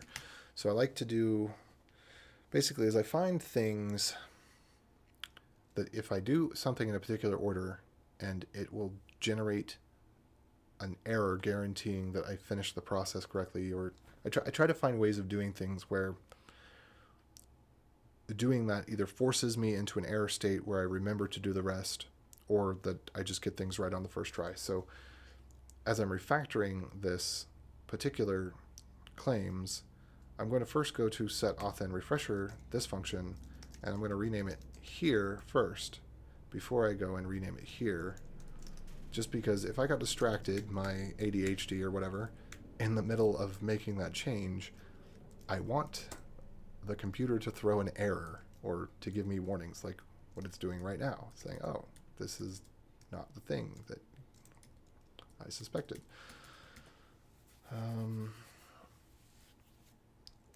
Okay. So we want to give back ID token and access token. Sure, that's great.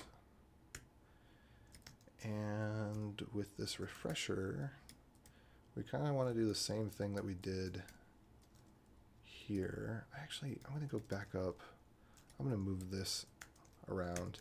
This commit is going to be so terrible in terms of just stuff changing all over the place.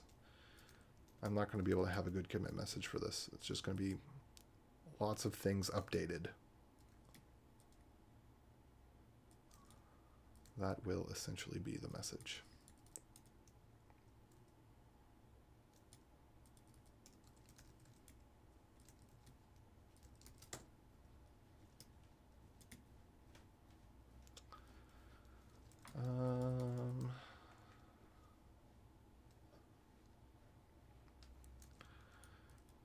Oh, welcome. Hello. I'm just doing some refactoring. All right, so the refresher here, what I wanted to do for this, the function right above here should be the one I want, right? Yeah, okay. So I'm just going to take this block of code, and I wonder, since I now got 3 copies of this, maybe I should turn it into its own function. But what would I do?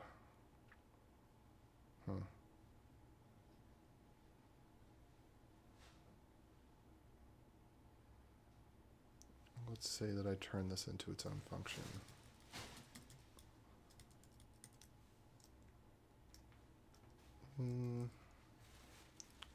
I'll try it. I'll try it out and see what happens. So let's say we've got a function. And I don't think this actually even needs to be async, but why not? It's already inside of another async function, so it's all the same. So I'm going to try, since I've got this block of code here in several places. No, I'm actually just going to copy it in all 3 places because there's things that are slightly different about it that I don't want to necessarily make generic. I don't know that it's worth making generic because I've got default access age, default ID max age, and I could put that in like a default object. And then, what? A fly landed on me or something? But I don't want to do that. So what I'm going to do instead is, what in the world? I don't know why in the world I did it that way.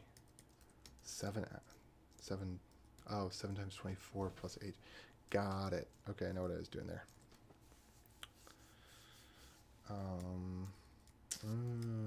Okay. I see what I was doing here.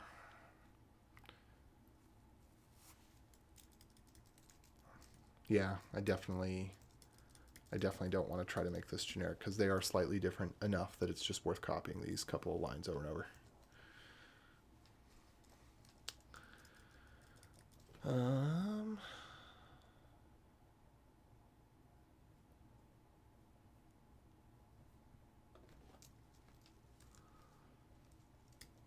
So we're going to call this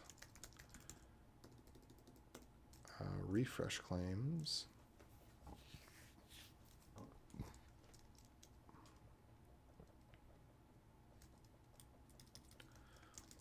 Refresh token.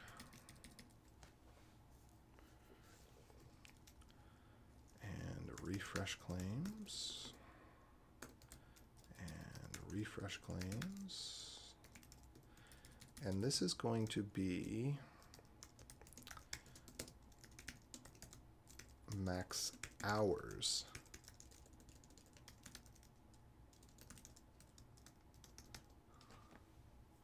Actually, I think I'm going to specify this in seconds, because that's how I need to put this in 2 places. All right, default refresh max seconds. Refresh claims, access claims, refresh claims, refresh. Okay, refresh.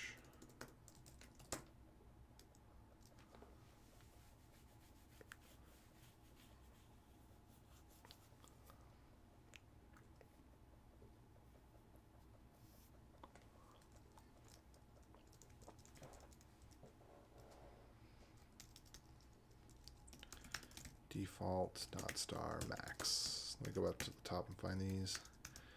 Default refresh max seconds. So let's make this 30 times 24 times 60 times 60. Or maybe we make it just a week. All right, that number of seconds looks good. Sure, I like it.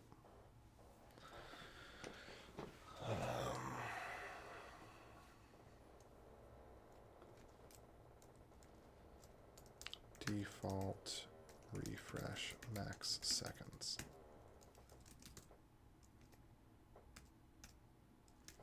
Oops. Oh, I hate it when it gets rid of the parentheses around this, because there's actually, it's not clear to the reader.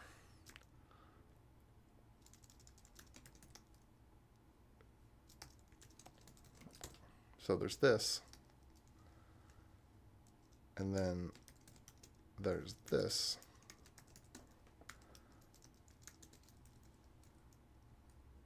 You know what I think I'm going to do? I know a little trick that I learned today.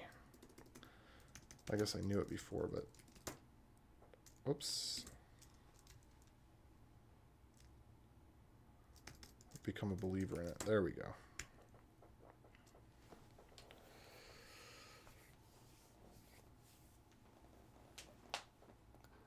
That was a good tip. A buddy of mine shared a blog article about the difference between concatenating and adding, and I am convinced that he was right. And I'll actually just put a little link to that down here right now. Oops, why did that not work? Paste. Uh-oh, where did it paste? Maybe nowhere. All right, well, it's about time for another break. I've been Doing this almost 2 hours now. It's coming up on 4. Time to take a walk, fly a kite. And yes, I do fly a kite. Drink a little more. Got to stay hydrated, you know.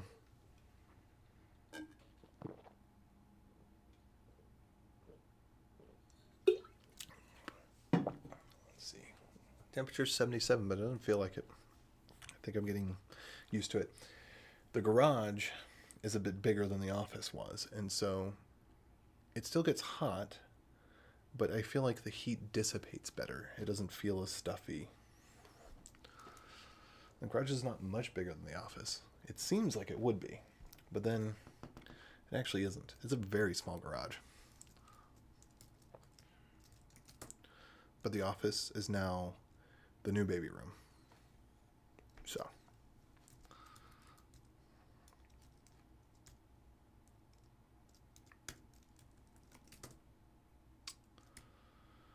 Okay, so that's looking good. Nothing about access. Ooh. Oh, no. Nothing wrong there. ID.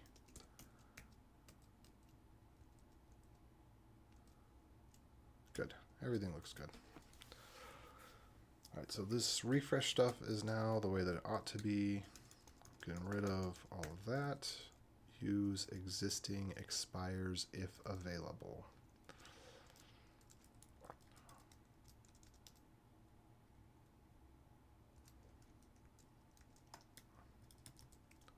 Let max age equals. Oh, this one's tough.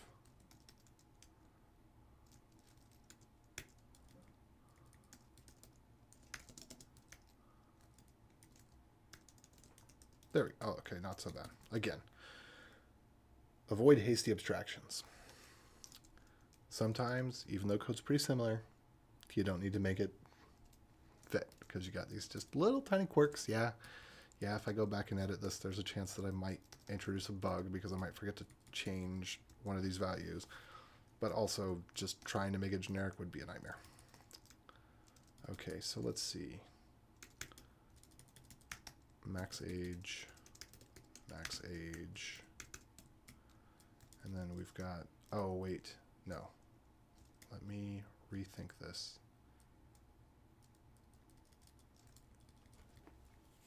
Oh, bother. Should give that value in seconds, maybe. Ooh, punishment.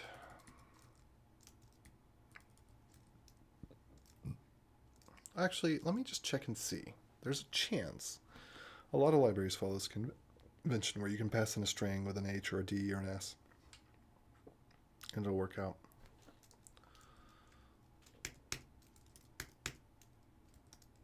So let me just see.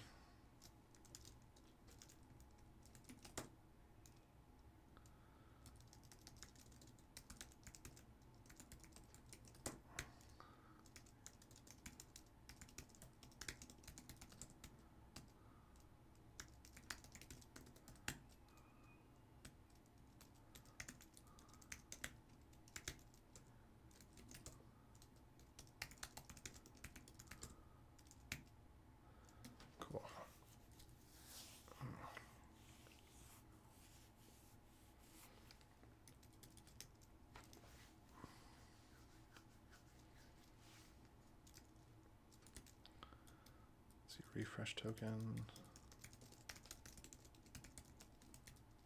All right, I'm a little confused here. Oh, oops, that was a bug.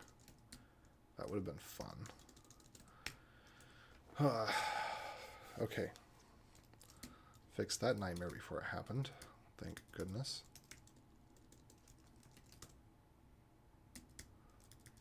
All right, I need to do something about this value. Maybe I just won't pay attention to the max age in the cookie, and instead, no, I want these to be the same. But let me see. I'm going to look up the documentation for res.cookie. So let's do express.js cookie. Res.cookie. There we go. Oh, 24 degrees Celsius. I'm not sure. Oh, you switched over to Twitch. Let me convert that to Fahrenheit real quick. 24 degrees Celsius to Fahrenheit. Is that...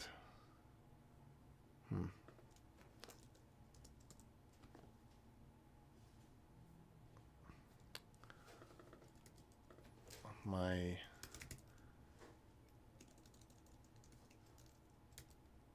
Oops. Huh. Interesting. Look, squirrel. I got distracted. The Brave search does not yet have common widgets in it. 75. Oh, 75 is perfect. That's a lovely temperature, especially if you have just a light breeze.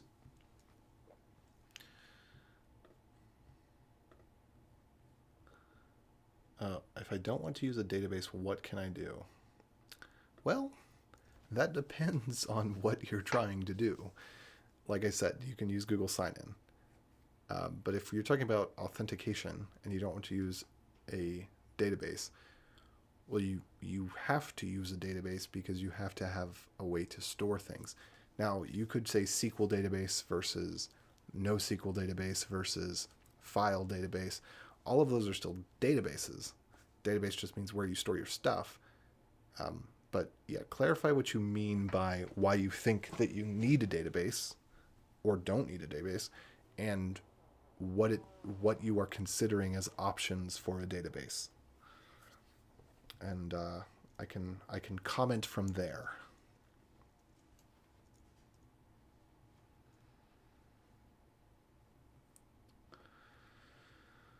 All right, where am I at? And I'm starting to feel it. I'm at a time where I need to take a break, but I want to at least get this tested again before I go take my break.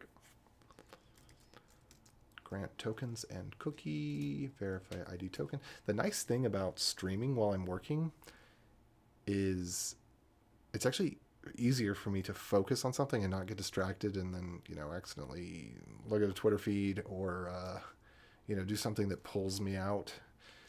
And then also it's more clear, like, okay, it's good. It's time to go take a break for 15 minutes or half an hour or something like that. So I'm actually, the more I'm doing this, the more that I'm enjoying it and realizing the benefit of it for my own self. Talking out loud, explaining things. I mean, I have no idea whether somebody's watching or not the majority of the time. And so, but just rubber ducking, just saying things out loud. This is what I'm thinking of doing. This is da-da-da-da-da-da-da.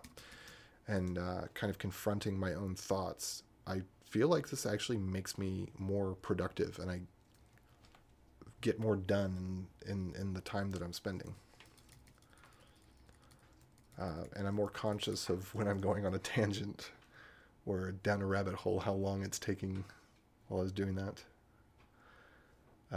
So trying to do that, making a C++ application, you're trying to do something that does login with C++. C++ is not a language for writing web applications. Do not do that. That is a bad idea. C++ has a very narrow scope of applications, pretty much either in legacy code that you don't have anything else that you can do about, or in certain types of gaming applications. But generally speaking, if you need the performance that C and C++ have to offer, you should be using Rust, because that is a modern language that has good pay and a good community of experts in it, and has very well learned from the problems of, when was C created? Okay, let me see. When was C invented? I think this goes back to like the 60s or something. C and C++ are terrible languages. Okay, 1972, 1973. Yeah, I think there was like ADA and then A and then B and then C and then of course there's D, but again, don't use D, use Go or Rust. So 1990, gosh, it feels like it's older, but yeah, I can see that. Don't use C and C++ to write programs unless you really know what you're doing and you know that it's the right tool for the job, because usually it is not. Yeah, I mean, I guess if you are learning that because you're learning it in school or something, and that's what you know, still just don't try to write web applications in it. It's going to take you so much less time to learn a language that is a modern language that works well in networks, and you don't have to deal with all the compiling errors and the specialized libraries and not having a package ecosystem. I mean, JavaScript, Go, and Rust, those are the three languages of the web, and they're just generally good languages. And Rust, if you need something that is a desktop application type of thing, well, I mean, if it's got to be Windows, C# is maybe an alright choice. It's kind of like Java. Well, it was originally a direct copy of Java, kind of like Kotlin is today, I guess. But yeah, if you want to make a Windows application, don't use C++. You could use Electron. It depends on what are you trying to do with your Windows application. What is the benefit that someone's going to get out of it? Because I would imagine that you would be better served, unless you've got something specific you need to tie directly into Windows, like Active Directory or something like that. You'd probably be better served to try to figure out how to do it in something like Electron, where you're actually using JavaScript. And then, yeah, Go is not a particularly good language for graphical applications. It's great for the server side. You can do HTML rendering in it if you want to do static site type of rendering. I don't generally recommend doing data rendering on the server side, but that's me. Plenty of people do recommend that, but I think you should consider how you can provide it as an API. Anyway, but yeah, tell me more. Why are you what's the reason for making it Windows only as opposed to making it web-based? And it might be, well, you don't want to have to learn 3 different languages. I can get that, in which case I'd say use Go and make it very simple forms in HTML. Or use Electron. I just think that JavaScript is not as easy to learn as a language like Go. It might or might not be easier to learn than a language like Rust. That's kind of a toss-up. Rust is much more well-structured. JavaScript is just chaotic and everybody's had their hand in the pot and it doesn't make any sense. But it is in some ways simpler in terms of number of concepts you have to juggle at a time. Anyway, let's see. What was I... Let me undo here. Hit undo a couple of times to see what was I working on just then. Oh, I wanted to go look up res.cookie. And I wanted to see if I could put max age in something other than milliseconds, and I cannot. So this is another thing that I'm going to put in my little cheat sheet for Node/JavaScript is parse durations.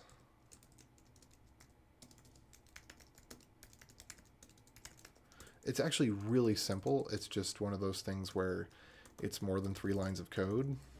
Not that much more, really. So, all right, say you've got a duration, we'll call it dir. What you want to be able to do is check what the last ends with. You want to check ends with.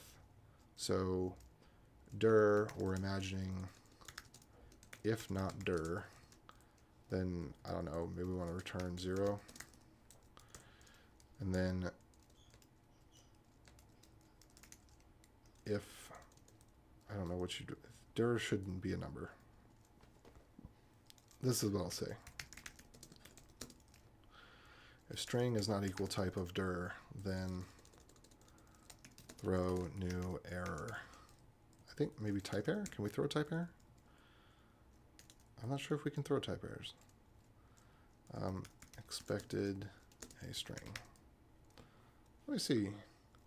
I don't know if type errors are, I guess they can't be private, so we should be able to throw, or just do new type error. expected a string, expected duration to be a string.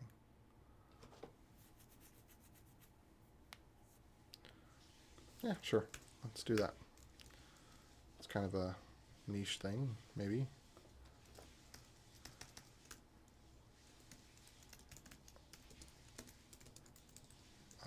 Put some double quotes around here so I can have single quotes in the middle. And then I'm also going to check in the browser, because I think type error is just part of JavaScript. Yeah, okay, cool. I guess we can use it. It's appropriate. Oh, whoops. I did not mean to do that. The thing I love about modern browsers is that you can click reopen close tab and your form comes back with the stuff in it that you want. Smooth. Oh, I should probably make this bigger so this can be more easily read. Okay, so parse duration, you want dir.ends with.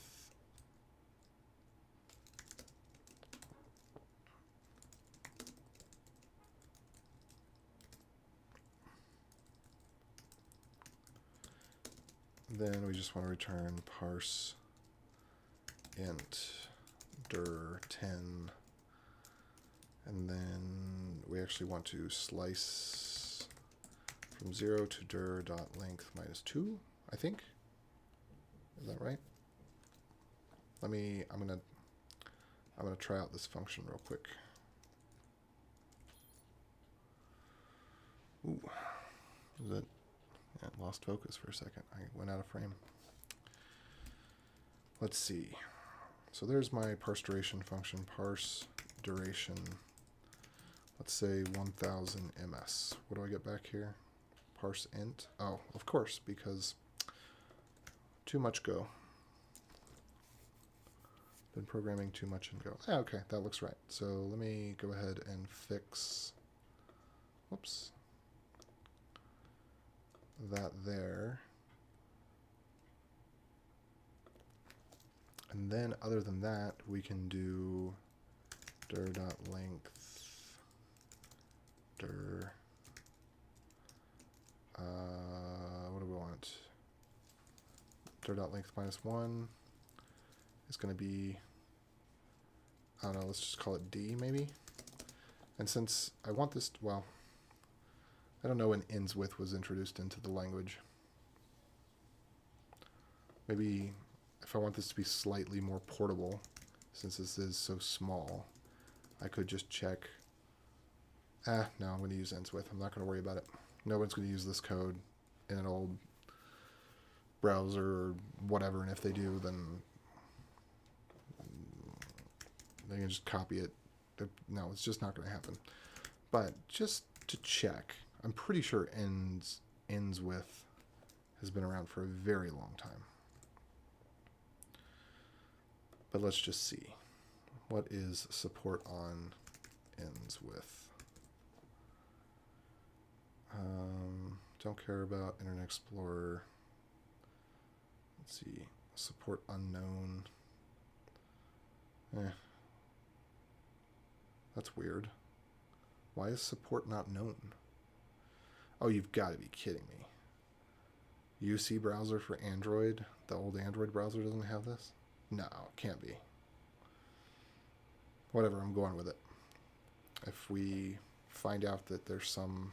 Oh, and I'm doing this in Node anyway, so this totally doesn't matter. I don't have to worry about that.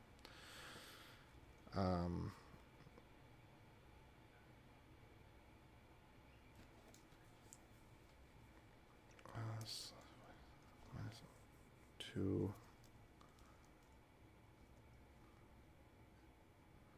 I forget, is it slice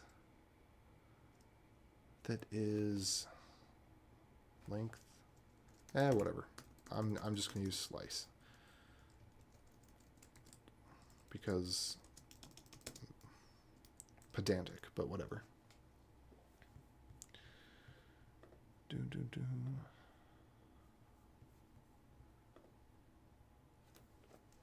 Okay, slice dir.length minus 2. I think. Is this right? Oops. So 100 ms dot slice 100 ms dot length minus 2. Yeah, cool. Great. Perfect. All right, and then I'm going to switch this. Switch D, and then do case, and we're going to start with the highest case, and we're going to let it fall through all the way down. So if we're going to, the highest thing that we can do is actually weak. So I'm not going to support weak. That's too oddball.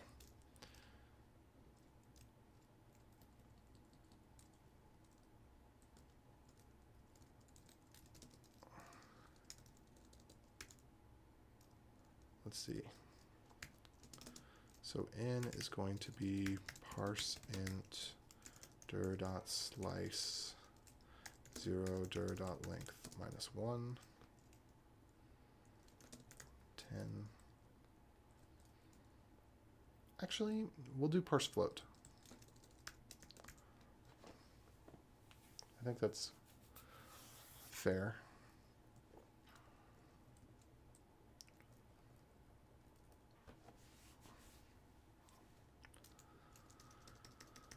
Okay, case.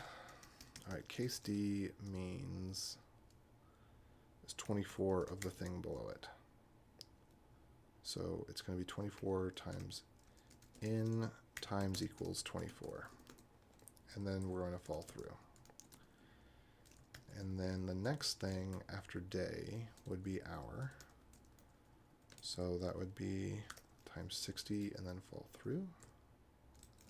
Whoops. I thought I did H. There we go. And then after that, we would have minute, which would be 60, and then we would fall through. And then after that, we have second, in which case we multiply by nothing, and we just fall through. Well, we don't fall through, we break. And the default would be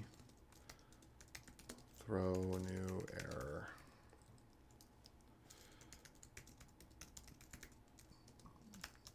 Unexpected suffix.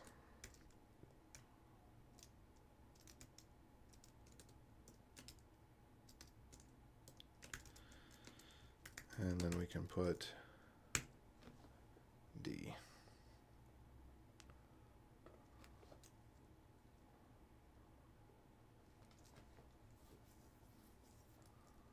I think that is our parse duration function. And you can adapt this easily to any language.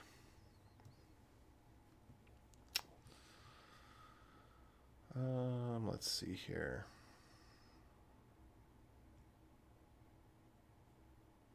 Let me just try this out real quick.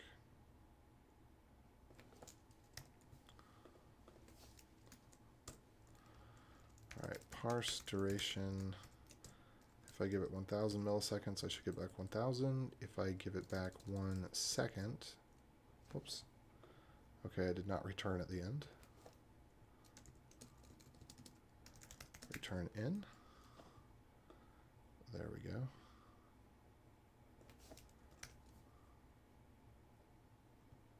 Oh, whoops. This would be unexpected suffix. All right, so parse duration. Oh, so incorrect times 1,000.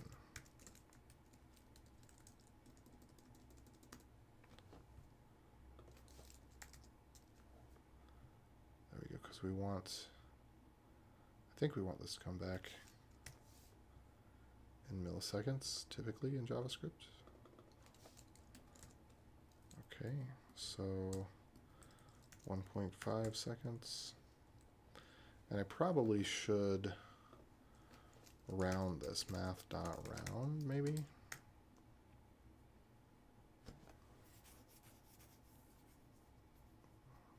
Is that appropriate? That'll probably work, just for those weird cases. Okay, so let's say I'll do 1 minute, or 1 hour, or 1 day. second, minute, hour, day, 1 week. There we go. Cool. Good.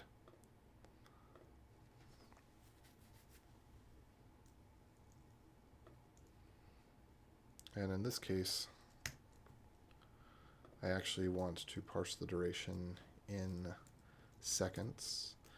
So I'm going to call this parse duration. Just because this is kind of a random utility function. Module.exports equals parse duration. And then I don't want to multiply this into seconds. Okay. What is it called in JS Hint? JS Hint case fall through.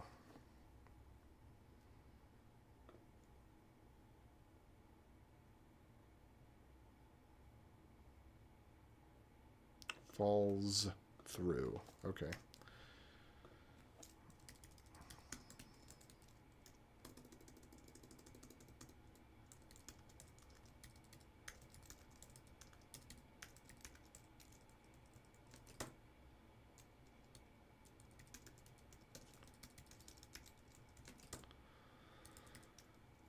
Whatever.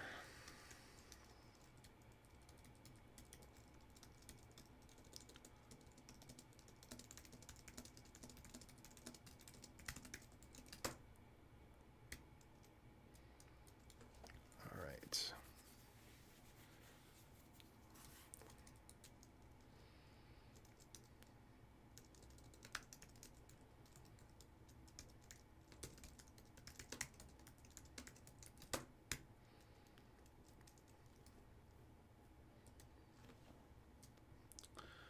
Let me go ahead and update this. I do want to put the math.round for consistency around this and make that a parse float as well. That way we just get consistent behavior, whether we're doing fractional seconds or whatever it is. I'm going to look back over here, see, do we have any more comments? No. All right, it is past time for me to take a break. I'm just trying to wrap some stuff up. But I desperately need to break. Okay, parse duration. I love getting lost in code and just coding.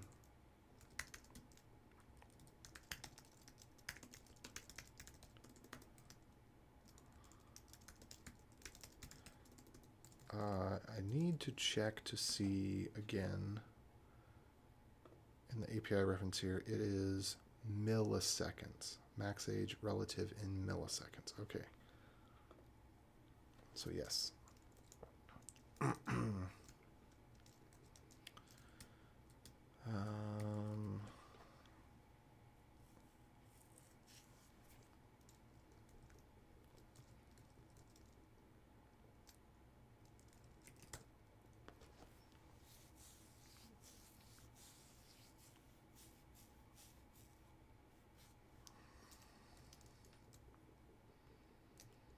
So I do actually want lib parse duration to be milliseconds. Okay, so with that,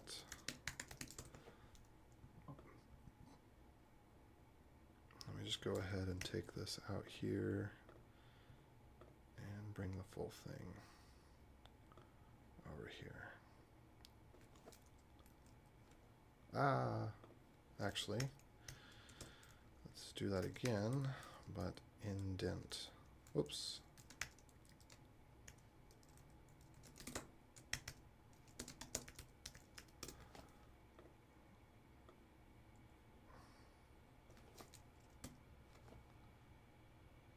Okay, I don't care about that.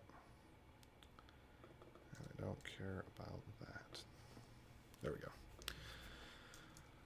All right, so let me go parse the duration here. Where the heck is this? I'm losing my spot. It's past break time. Ugh. Adios.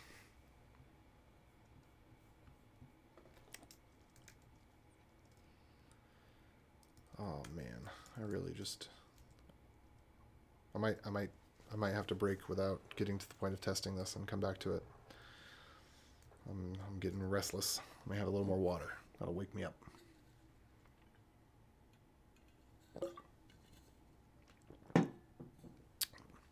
By the way, feel free to like and subscribe if you want to watch more. I'm going to be going through various projects. This one, I might be working on this for another week. I don't know. And also, I am going to get back to doing the short little 15-minute learn how to code videos. I've just been behind, just between, I don't know, I took a vacation a month ago and I had a birthday and I've just been so behind. So I started the live streaming of work. It's just to kind of make up for that so that I'm doing something and I'm explaining things and working on the teaching skills in some small way every day still.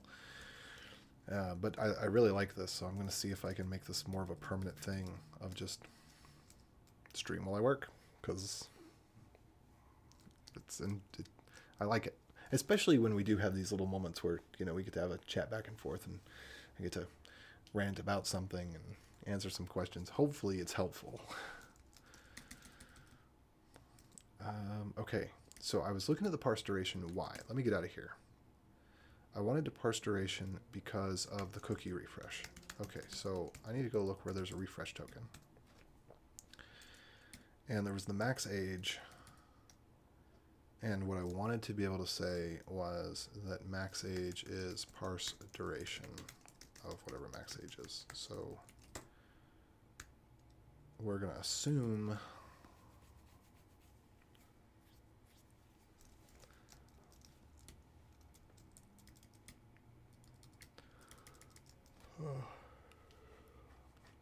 that max age is given as a string that's a human readable string, which is what I want it to be.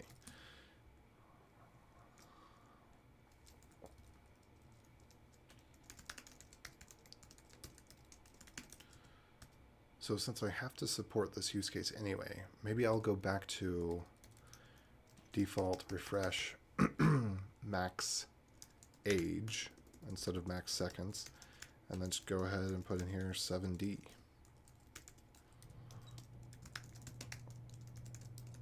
Because I think the whole reason I was doing it in seconds was I wanted to avoid that.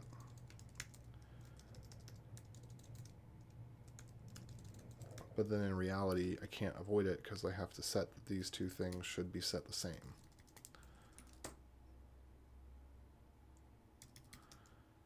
Okay. And there might be more cookie ops. Are there more cookie ops that I might want to set? Let me go take a look at cookie ops again on this. Domain, encode, expires, HTTP only, path, secure, signed. So these should always be set. Well, basically everything here should always be set. Domain should always be set. Encode should always be set. Let me go check and see what I have for cookie defaults.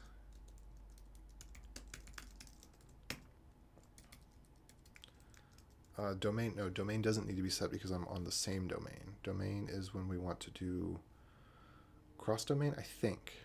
I have to look that up again, but I think you only set domain when you are at a parent domain and you want to set it for a child domain. I think that's how that works. Okay, encode, we don't need to worry about that. Expires, I don't think we need to worry about that. Unless we wanted to create session cookies that when you close the browser, they go away. I guess we might want to support that in the future. I'm not going to worry about it right now. It's not something that I have need for in what I'm currently doing with it. Max age. Yeah, we definitely need max age. We need path. We need secure. We need signed. We need same site. Secure is true.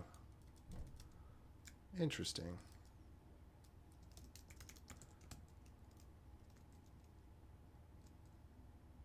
Ah, if development. That's right.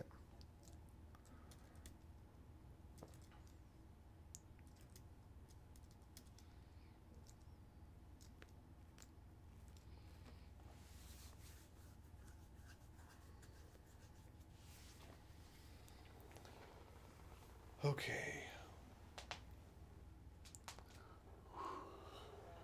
Ugh.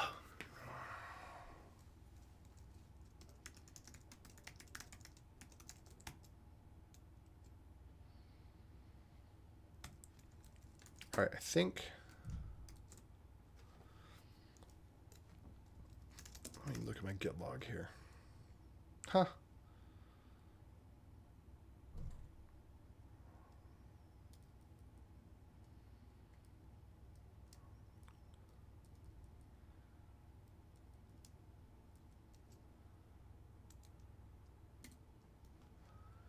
Thinking, reset me, please. I wonder what that was.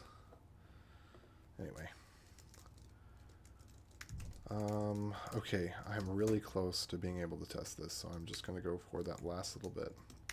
So get ID claims.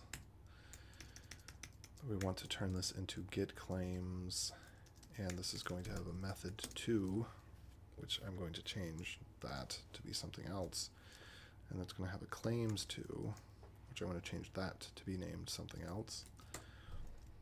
And then I'm going to switch on, okay, we're not going to have credentials because what that even means is not clear.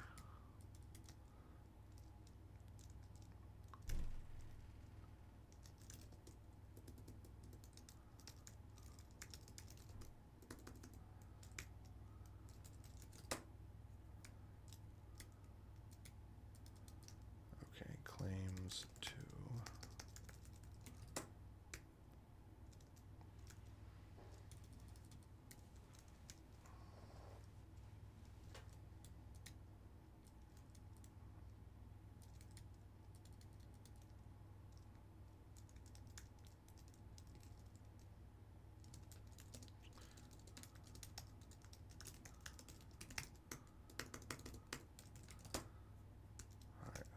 Claims to, yeah, that definitely needs a different name.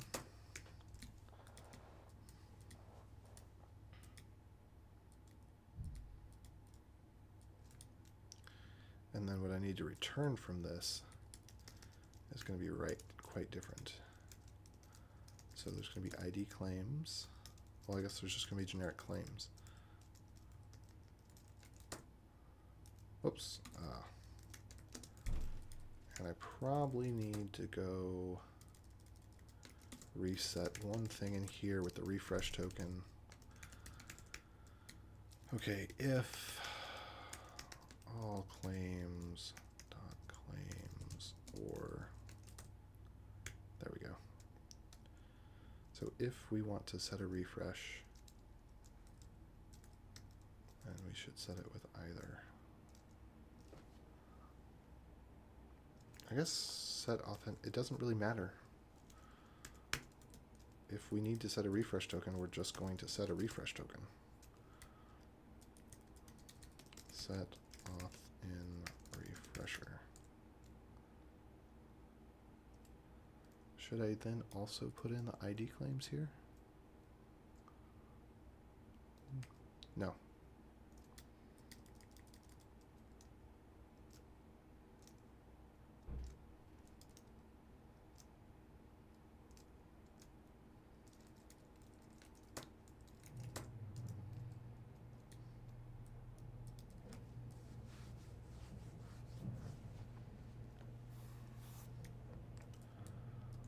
Okay, so now let me go into my tests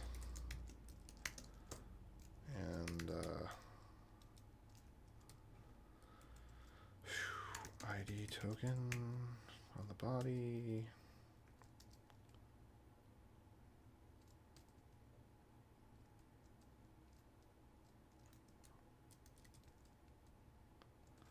I guess I'll just run the tests. Let them fail miserably. Oh, get ID claims is not defined. Good. Let me go fix that.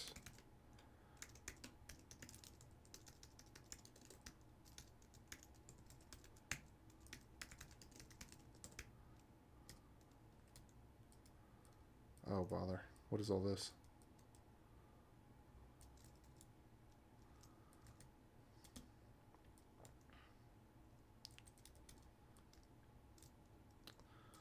All right.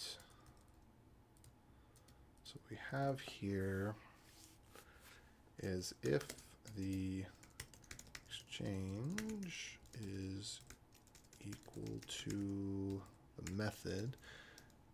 Let me check. Do we have anybody else new showing up? I don't think so. Which is just as well because I'm headed up towards the end of it. Well, my ability to think clearly without a break, that is. Okay. If exchange is equal to method 2, then return get access claims.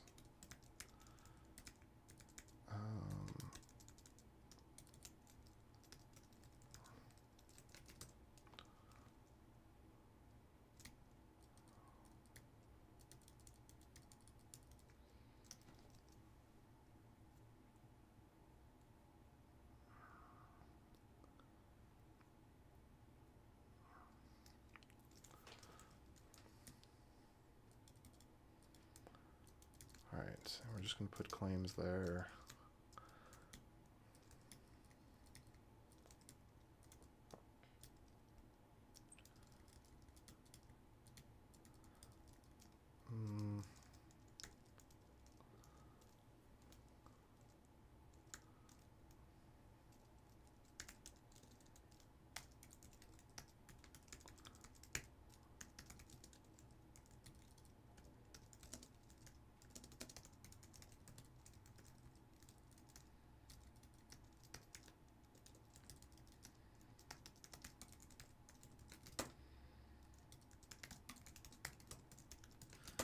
There we go.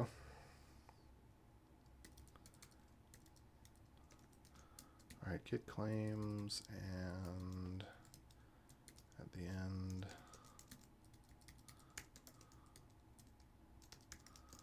claims.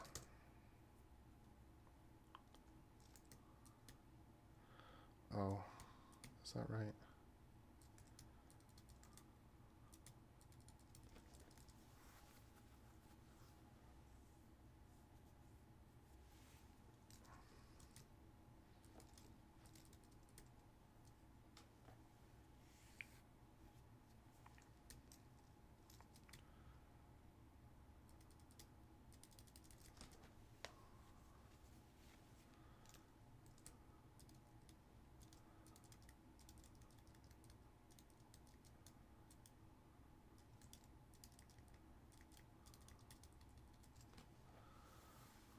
All right.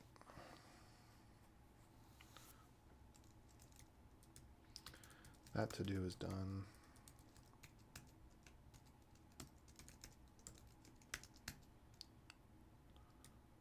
Ugh.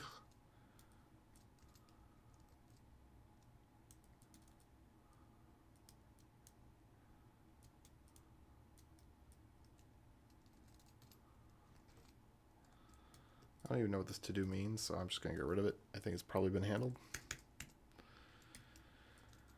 Let's see.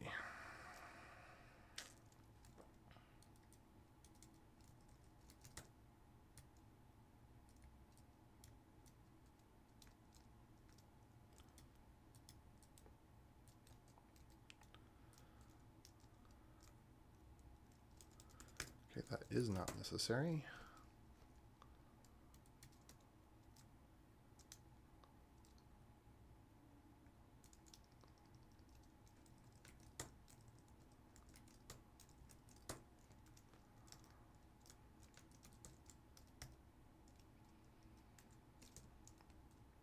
All right, let me just run these tests and feel the pain. Didn't get back challenge token. Oh, wonderful.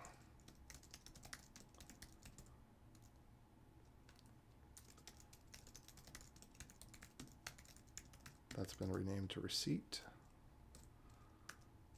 So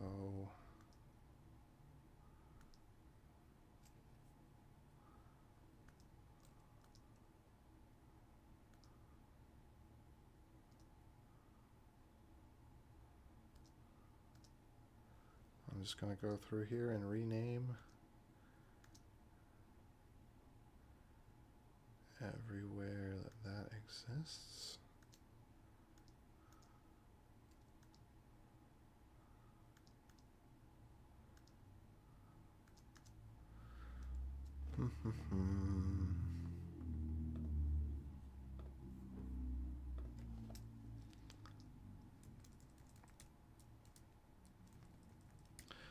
Okay, but the problem is now, not only are we getting back the receipt, but we're also getting the ID. So anywhere we have my receipt, we should also have my challenge.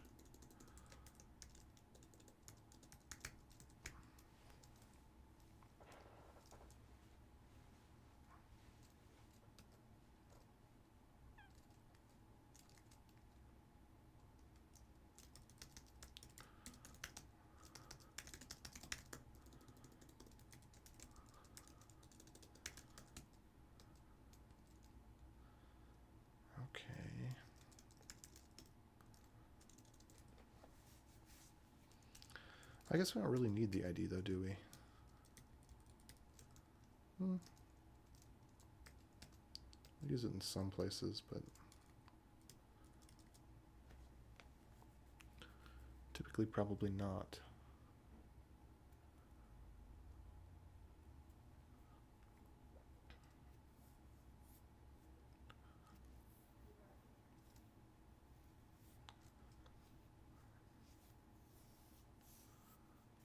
ID and the secret. Oh yes. Oh right. Okay. I remember why I did it this way. Because now I can make the ID really short and I can make the secret really short.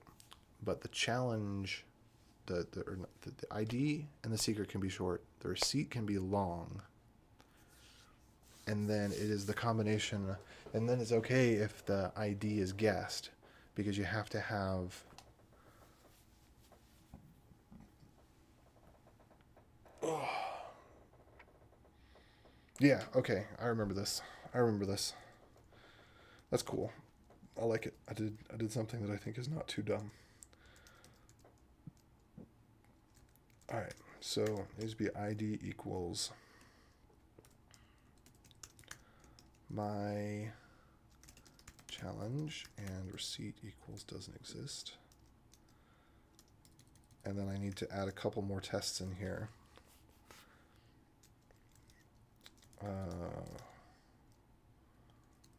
For these two things here, which is that what doesn't exist is there, but then the my receipt is here. All right, I'm not getting a second wind per se, but I am really clear on what I need to do next for this little bit.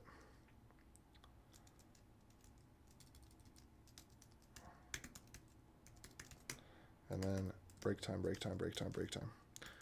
The question is, am I suffering any detriment by not just stopping here and taking a break? And I was.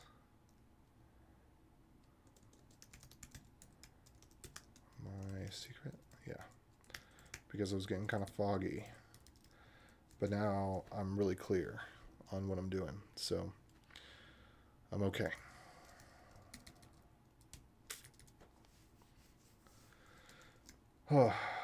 Although you can tell I've been way quieter in the past. It's almost an hour now. Oh, I think it has been an hour since it's like, oh yeah, I definitely need to take a break. And now.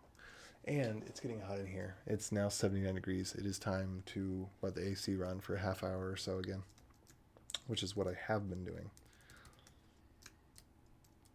Okay.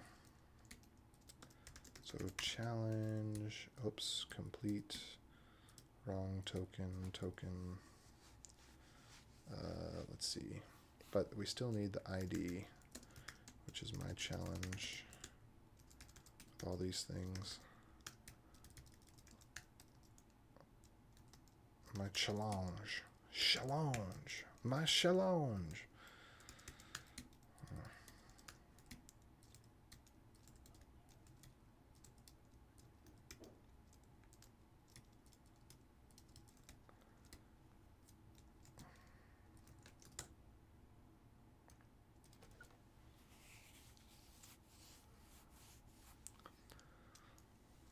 Okay, I should provide some sort of signal to this for when it's complete.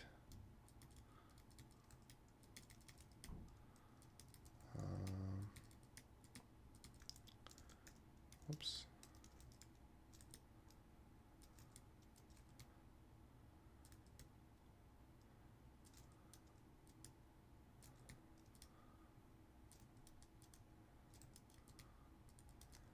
Token, let's see, ID equals my challenge.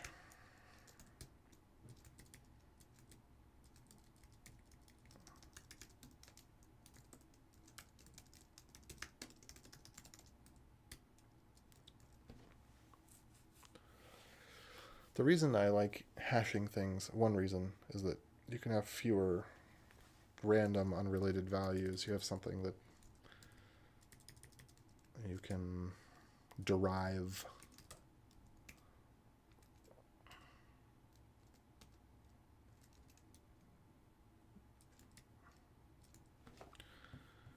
Okay, I'm getting so antsy. I have got...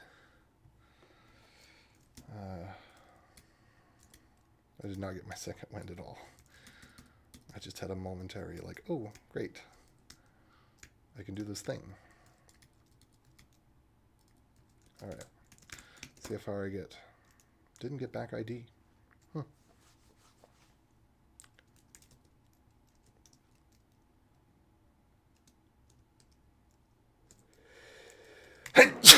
Ah, bless me. Okay, my challenge, order.id. Didn't get back ID. Fair enough.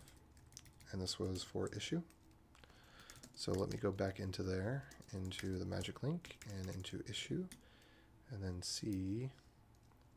Maybe it's because I didn't return a value or something. Is secret to ID, is that still even working? Did I forget to return at the bottom of it? No, it's still working. Bytes times ratio equals 2. Secret to ID. Receipt. Secret to receipt. Receipt. Yep, okay. That's all looking good.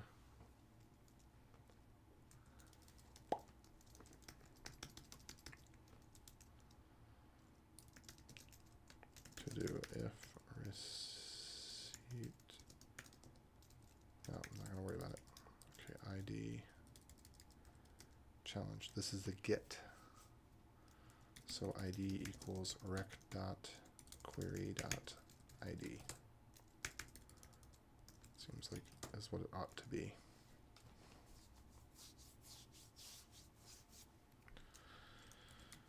All right, fair enough. Oh no, we don't have to have that. It could be.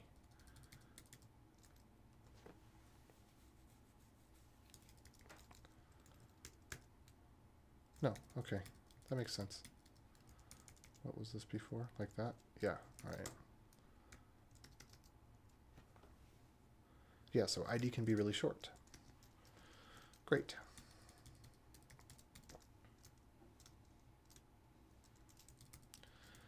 It can be, you know, like 100 times the size of whatever we expect. I'll have to look up the values later. But ID is safe to be really short now.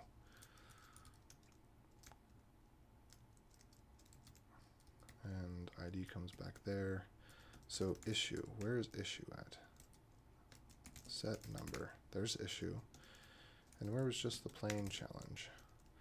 All right, 150. That does not make any sense. The get does not come before the issue. Sure. Oh, good. Right. No, we're all good. All right, here we are. Challenge ID is equal to ID.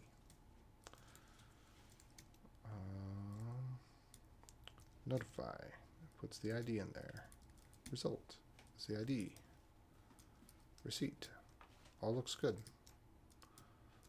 Okay, where's ID at? ID. R&D secret. Secret receipt ID. R&D secret. Secret to ID. This looks right. What are you complaining about? Let me look at the test. Console.log order. And I like to put debug here for things that I know that I need to delete because they're just garbage. My challenge didn't get back ID. Alright, let's see what we get. Debug, internal server error. Okay, should have checked that earlier. Oh, yeah, that looks wonderfully nice. Cannot read template of undefined, app 159. Cool, got it. 159. But wait, why do we have a debug internal server error? Wait, where did that come from? Let's take a look at that again. Debug. Internal server error. Ah, yes, I know why. Because in truth, it is an internal server error.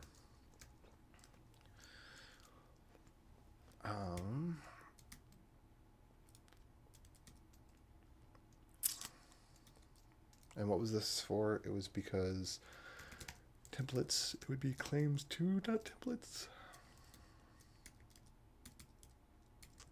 Notify claims2, right? Claims2. Claims2. Boom, boom, boom, boom, boom.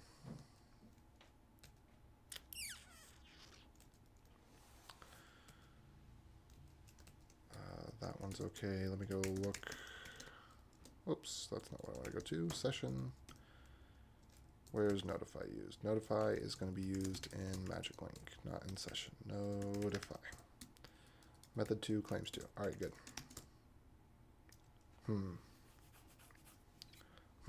Why this time? Cannot read property template of undefined. Okay, well. 159 claims 2.template. What is so undefined? Notify. Okay, let's go check and see where all is notify used. Notify is used here, and we have claims 2, which is body, and body comes from rec.body, not undefined. Fair enough.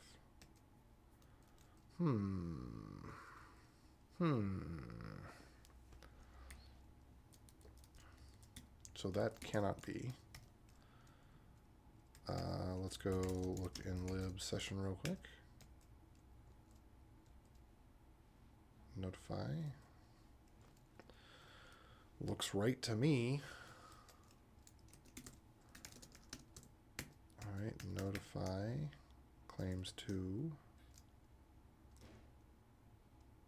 All right, we don't have challenge URL anymore. I don't think. I think we ditched that. But we do need to pass ID.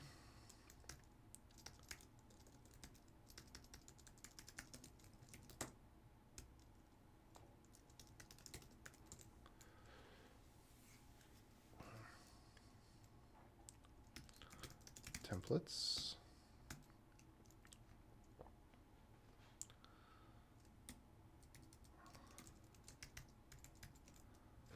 Okay, what's going on over here?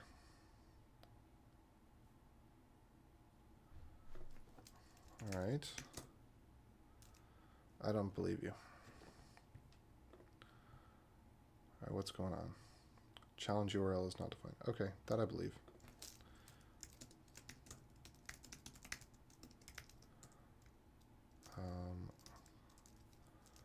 Oh, and this was supposed to be some BRs anyway. And then challenge URL, we can set that to be as we wish. Which we might want to have as whatever the issuer is, slash pound login ID equals ID and token equals secret. And then I have to go parse that on the browser side. All right, we don't have the issuer. We do have issuer. Okay, we're just calling it literally issuer. So we'll do that here. That's great. Ah, bother. Come on. Challenge URL is not, what? Oh, because I'm using it in 2 places. But wait, no, I just said it. Challenge URL, challenge URL, challenge URL, challenge URL, challenge URL. Maybe I tested too quickly. Invalid template value undefined. Fair enough. Okay, let's look into the tests here. Template.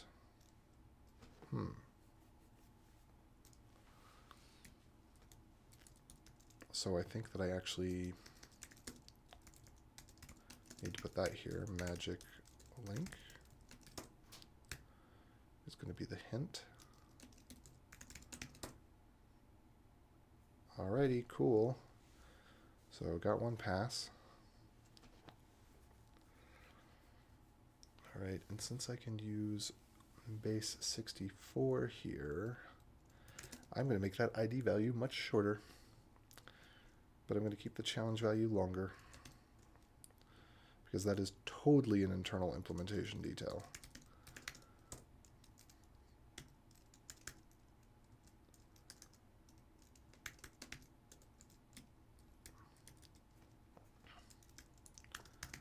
All right, ML receipt bytes can be, so the number of bytes here can be, what,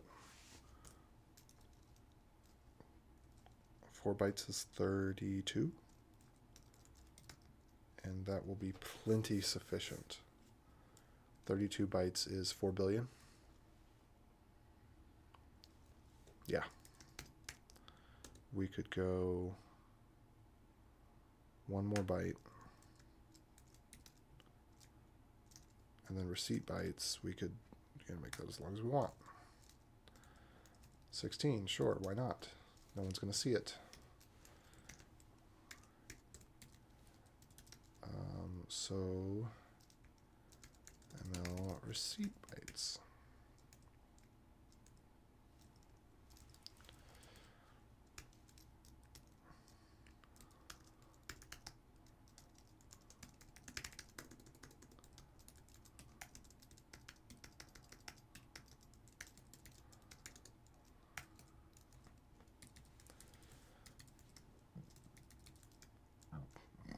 Bless me.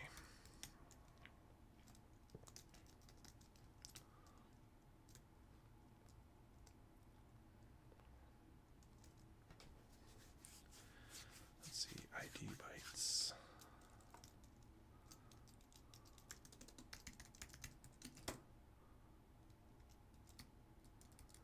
Receipt. Oh, whoops.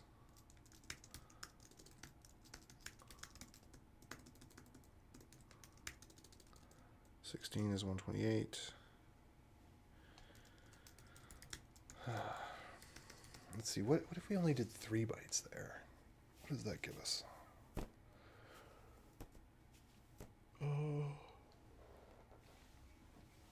24 bits. 24 bits is over 1 million. 32 is 4 billion, so We'll go with it.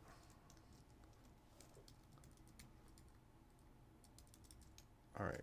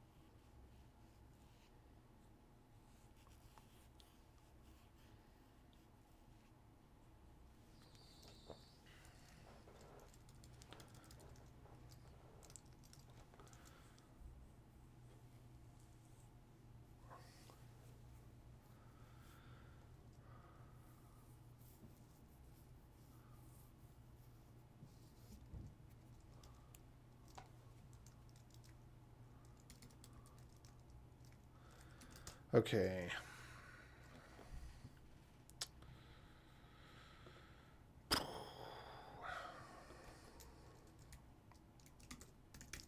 Let's just run this again. All right, ordered by not undefined. Fair enough. And where is this happening?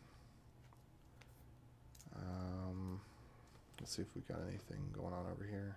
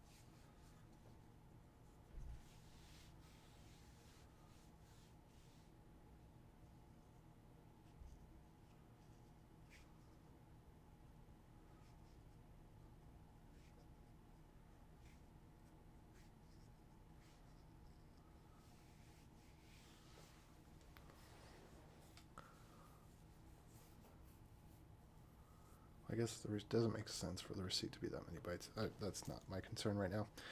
All right, what I'm looking for is I just want to get the test to pass and then take my break. I should probably take my break and then try to get the test pass, but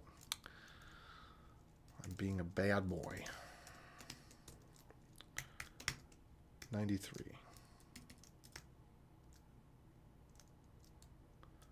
Okay. Receipt. My guess is that this is not getting back the correct value. That's going to be my guess. So I'm thinking what this should be is status 1 URL, whatever. Console.log debug. Let's take a look at that URL and see what we're getting. Because my guess is we're going to get bad values out of that. ID is looking pretty good. Okay. And receipt is looking good. So let's go figure out why they're not passing for the challenge. All right, challenge.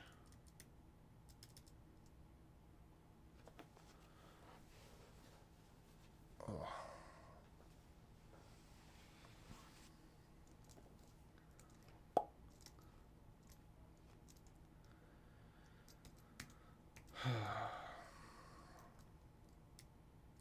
Okay, we can get token or receipt. Let's double check that. ID equals, not receipt equals. Okay, we actually don't need ID, so that's fine. But if we have the receipt, let's see, console.log debug ID. So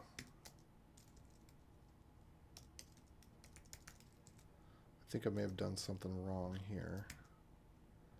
Secret.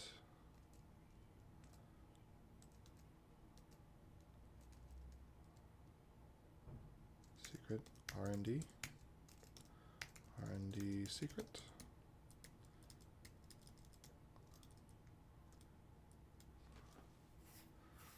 Okay.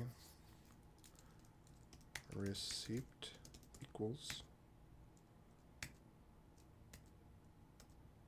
That looks right. Okay, well, let's just throw it out here, see what we get. And we get UP upgill. Do we get upgill? Looks good.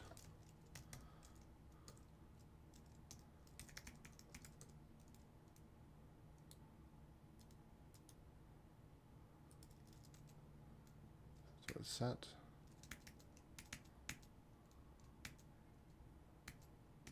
Store.get.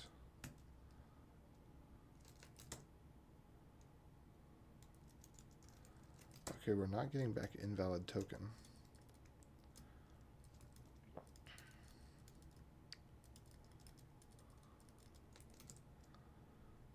Ordered by should be. Ordered by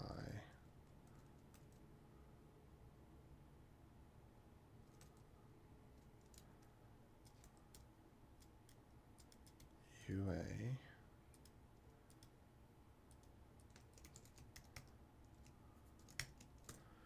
Okay, maybe I didn't set the user agent. User agent looks like it's set right there. Okay. So let's take a look at console.log. Let's get a debug look at the status 1 response. Maybe something's nested or otherwise not what it's expected to be.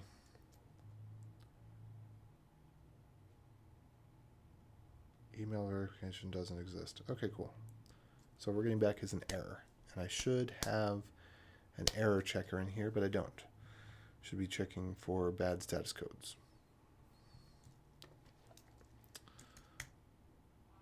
Okay, so now we know where it's failing. What we don't know is why. So I'm going to guess ordered by.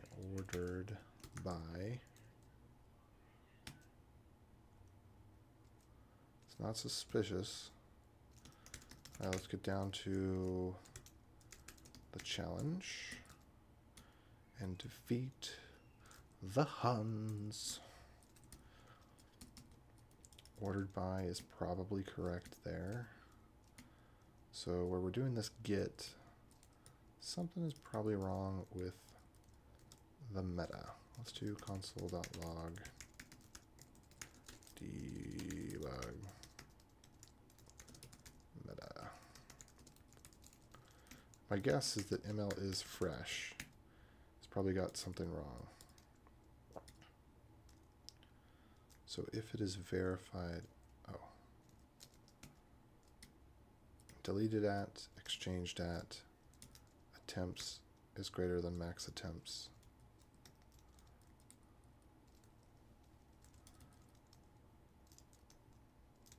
Meta.order.value of, if now minus d is less than.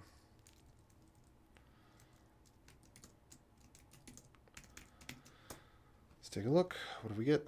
And I'm going to check my email real quick. I should have about 10 of these messages that have all come in not threaded.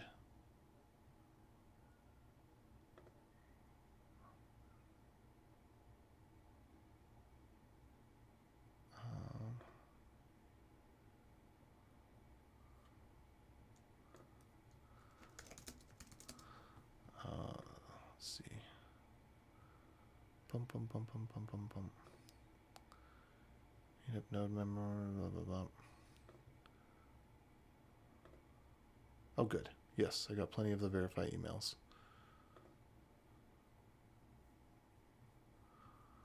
Alrighty.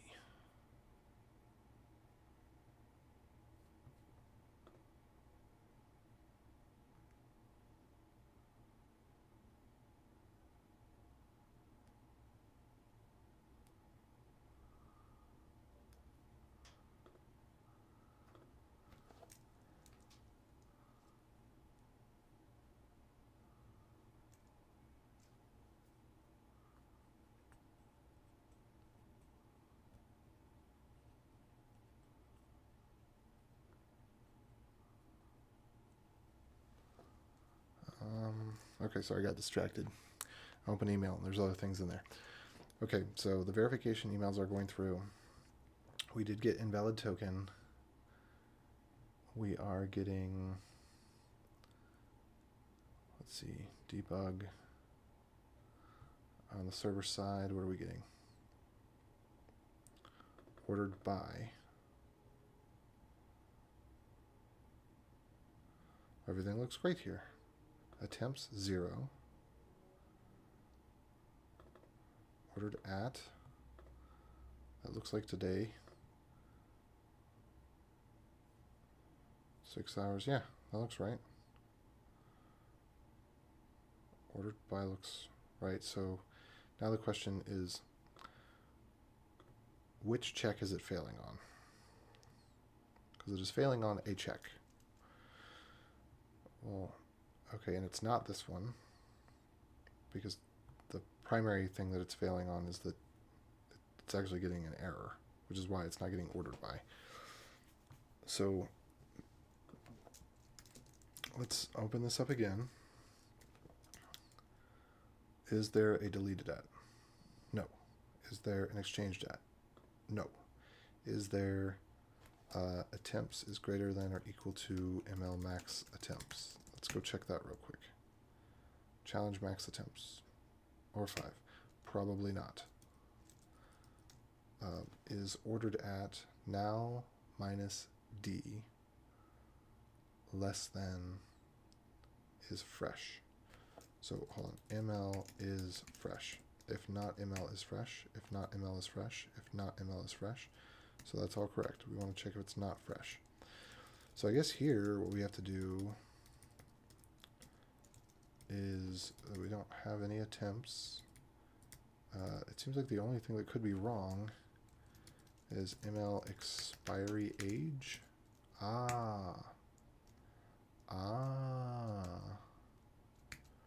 So what we need to do there is have ml expiry seconds. No. Milliseconds. And we need to do parse duration of ml expiry age. ML expiry age. That's probably it right there. ML expiry age. Yep, and then we just need to do that in seconds. Or milliseconds. No, not that one. That's the wrong one. This one. This one needs to be milliseconds. Okay, now when we do this,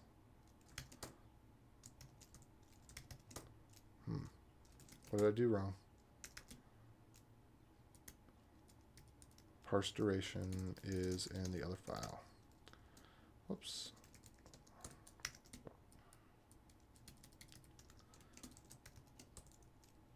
All right.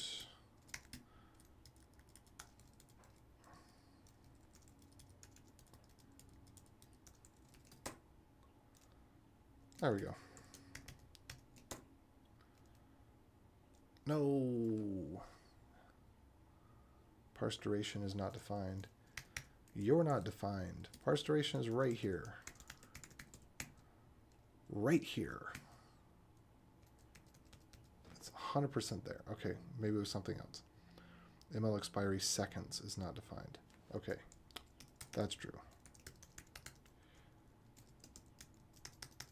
This was age, not seconds. Okay, now we're good to go. I think now we're good to go. Oh, gosh, too many debug mabobs going on here.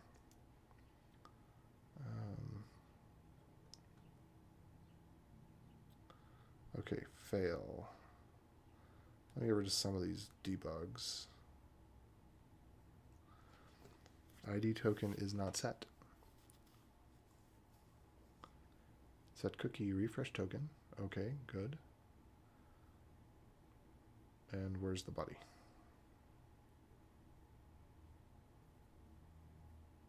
Headers. Headers are down here too. Oh, that's not good. Something is wrong. Something is quite wrong. Looks like we've got a double something or other here. Error finalize ID token is not set. Let's go take a look at it. Finalize.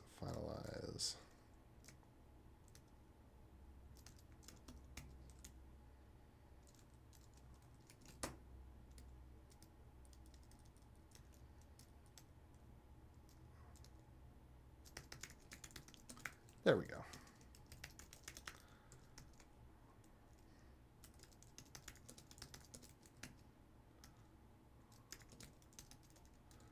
Let's go ahead and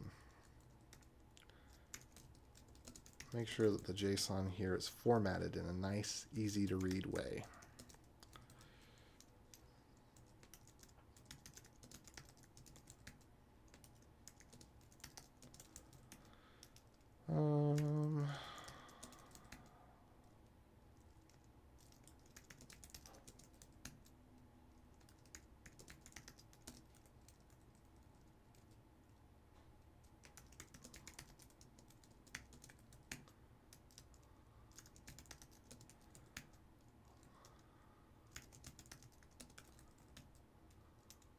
Oh bother, there's a bunch of these.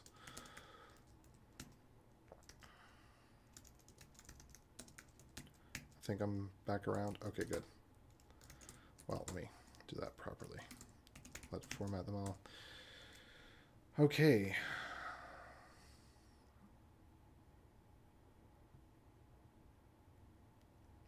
Body success status valid.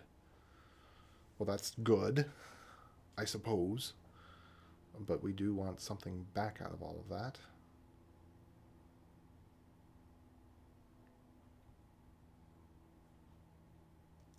All right, let me debug. No, debug. We don't need that anymore. We don't need this anymore. We don't need that. We don't need that. Okay. Get rid of some of those debugs. Let me get rid of some of these debugs. Just junking up the output at this point. I'll leave that one there. And then, since I am pretty far along, I'm going to go ahead and at least cache these changes. Put them in the git stash cache, mabob. And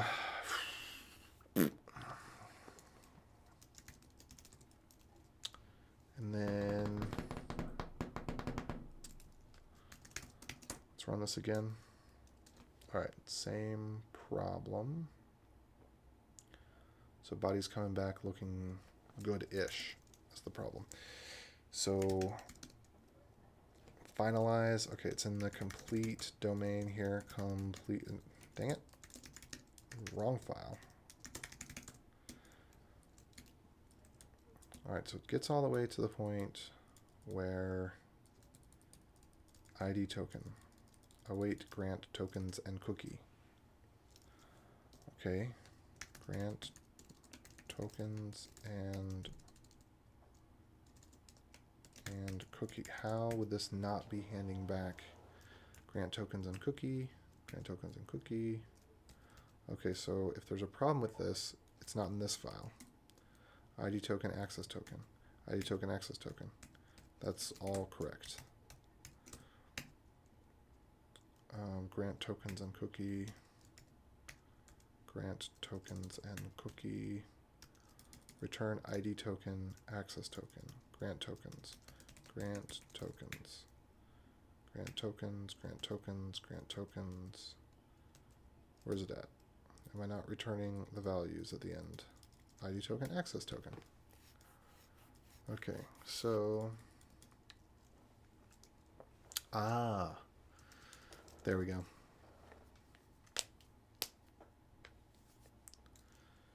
So if all claims.claims or ID claims. I think that's fair.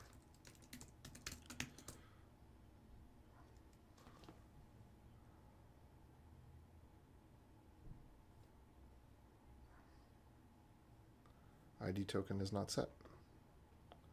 Whatever do you mean?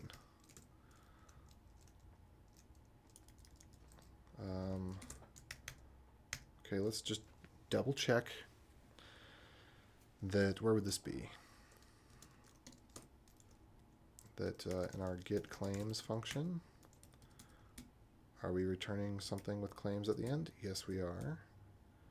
And then here, are we returning something with claims at the end? Yes, we are. So what is the holdup? So we've got get access claims. Let's go back into here. Whoops, that's not what I wanted to do. We go into here, look at complete. All right, get claims, all claims, all claims.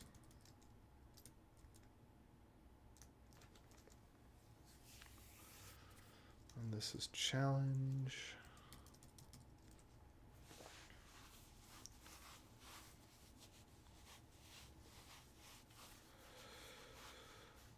ID token, access token.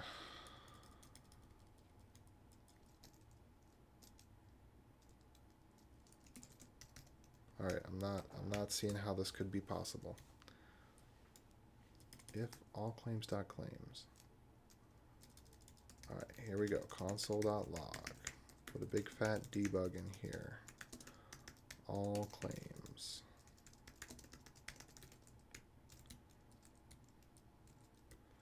Wait, grant tokens. That doesn't have res, does it?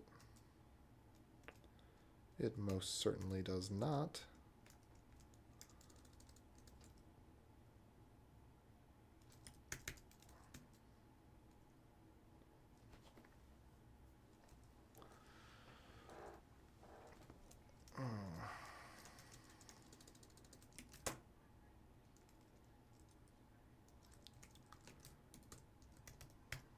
Alrighty.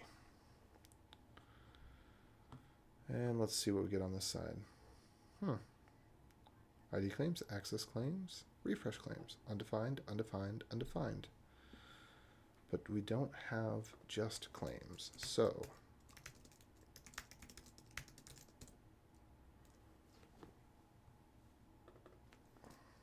somewhere something went wrong.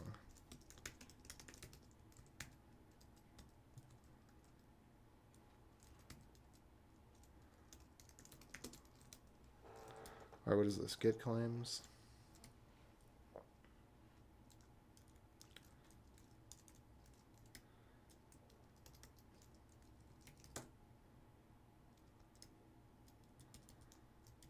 Claims, claims, claims, claims, claims. For each claims. If not claims, return. Seems more like this should actually just happen on the original claims and not any of the other ones.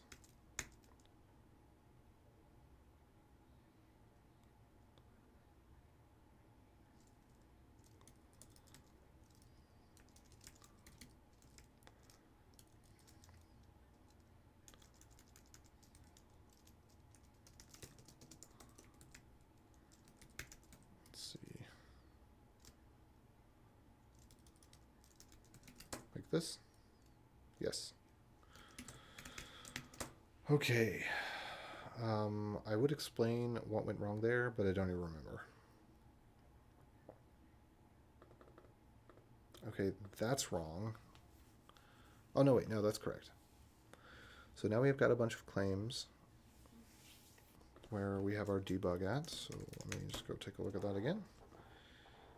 All claims is in here. All claims.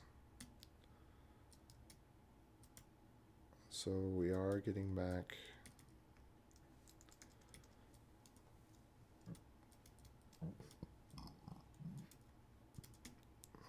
should be getting back an ID token right there.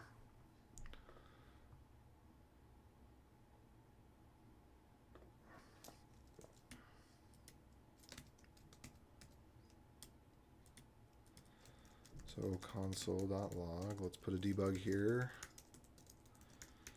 And this, again, this is, I'm getting diminishing returns as I'm continuing here because my brain needed a rest an hour and a half ago, pretty much. Like 2 hours at a time is about what I should be doing. But instead, I'm keeping going, and so I'm fatigued. I haven't taken the mental break that I need, and there might be some things that are fairly obvious here that would just stick out like, oh duh, go check this. But they're not. So the refresh token is set. That's cool. I can't imagine why the body isn't being set here. ID token is right there. So ID token is making it that far. So that means that grant tokens, you know, an ID token, grant tokens and cookie.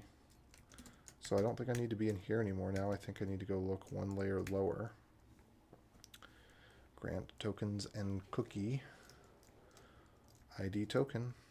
I mean, there's only two places where this happens, right? Let's make sure that there's not another... No, there's not. Okay, console.log debug1 ID token. And then let's look for where the other one is. And then grant tokens and cookie. I mean, that's only so many things. Oh, I shouldn't call both of them debug1. Let's call this one debug2 here. Okay, and it is 79 degrees. It is rather warm in here, and it's time to take a break. I just want it to work before I leave. Okay, access token, ID token, debug1, undefined. I don't see how this is possible.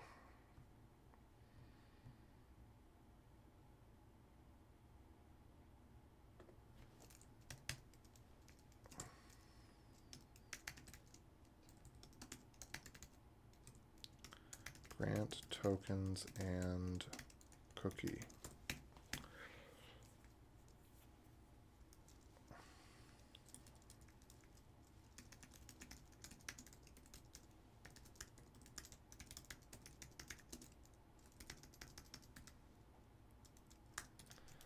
All right, what does this be? Debug A.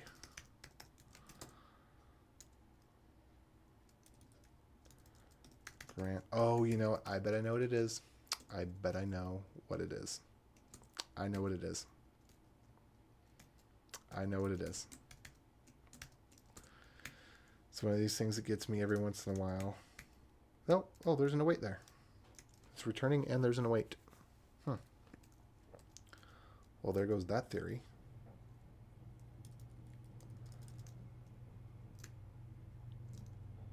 Okay, so let me do this then. Let's do X.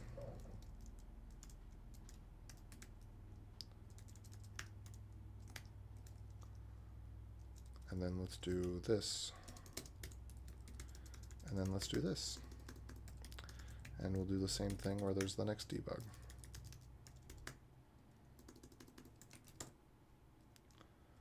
All right, what the heck is coming out of there?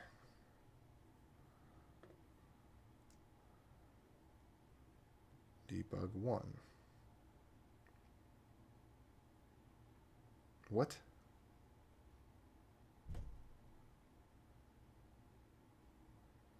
Debug A.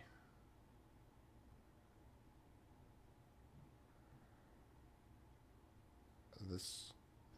Okay, let's look at debug again. Where's the one that doesn't have? Okay, debug.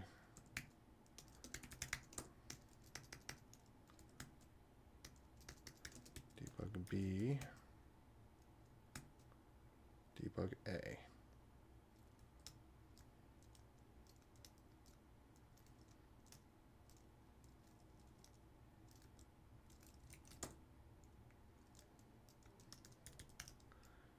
Debug A.0, debug A.2, and do all claims.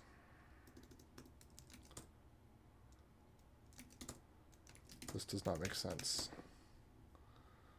does not make sense. Okay. Here's debug A0 and all claims. Wait, that doesn't even make sense. Let me go look at that real quick.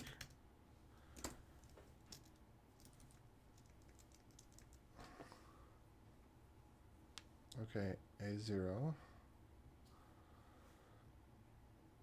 A2, then where's B?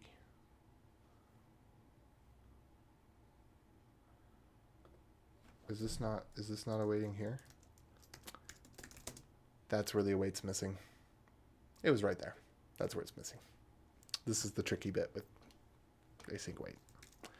Okay. All right. All's well. Maybe. Cool. Tests are all passing again. I can sleep soundly tonight. Well, kind of. I have more to do today. Maybe.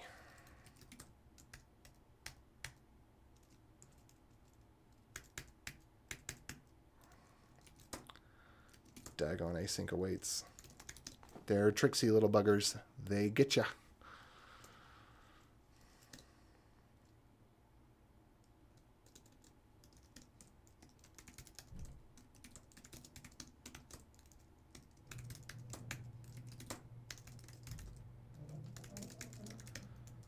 All right.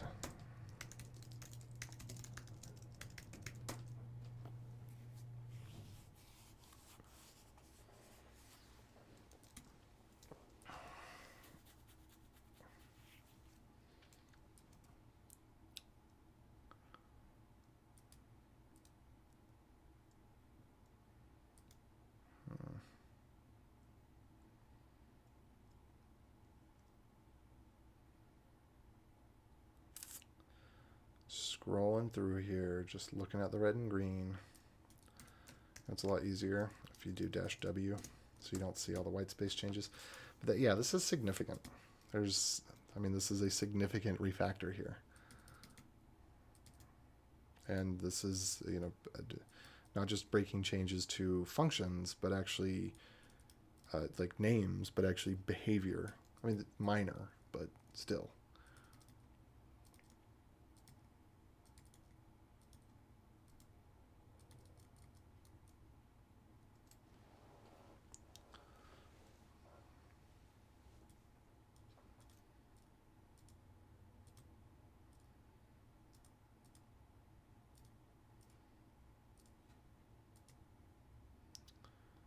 Okay, just kind of looking through.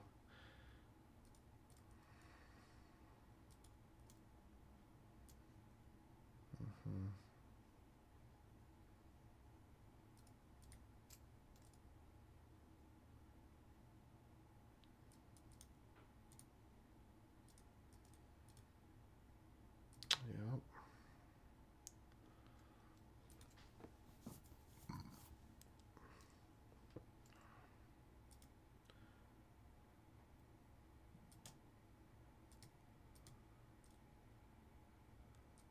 All right, I'm going to call that good enough for now. So let's call this breaking. What is the semantic commit thing? Semantic get commit. There's semantic commit messages, conventional commits, feat, fix, doc, style, refactor.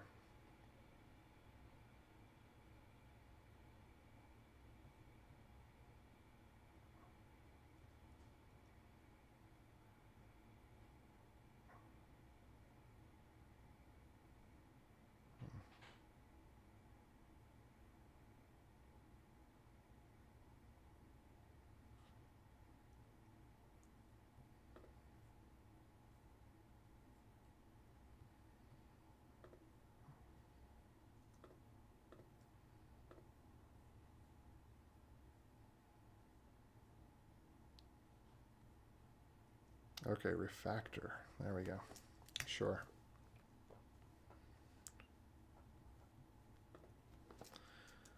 All right, so refactor.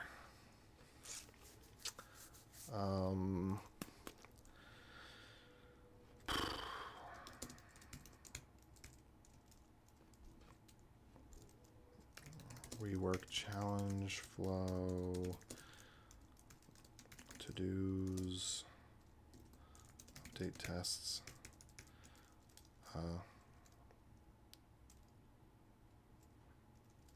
Was it complete to-dos? Fixed to-dos? What do we do with to-dos? To-done. I call them to-dones. To-dones.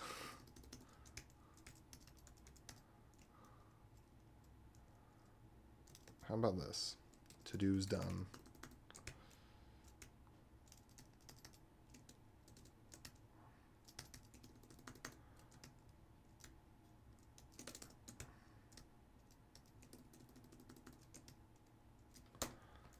There we go.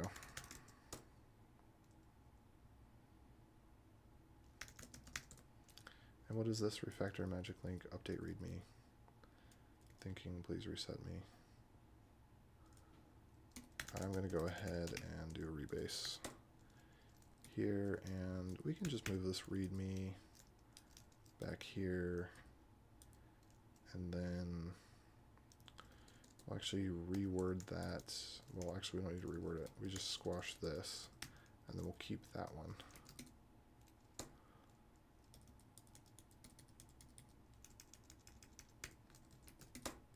There we go.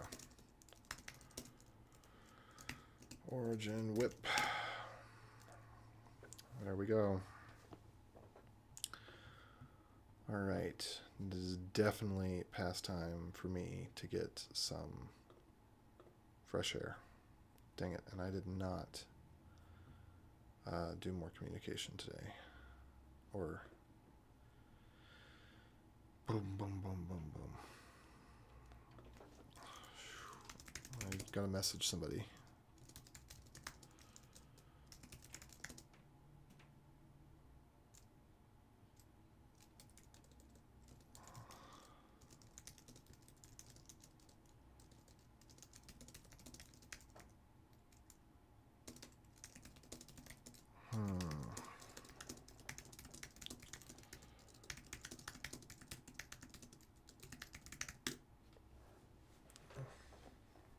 All right.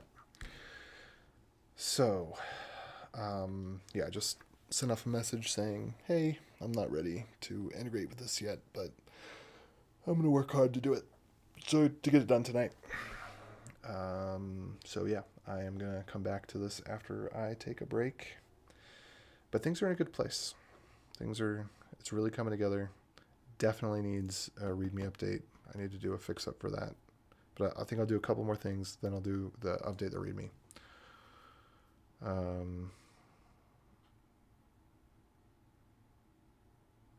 Oh gosh, I have to update the. Let me see what we got here. Do I have a to-do file? Sometimes I keep a nice to-do.txt. So I gotta update the README. I gotta update the browser code, which that won't be too hard. Update the README. At some point, make smart decisions about length of ID plus secret.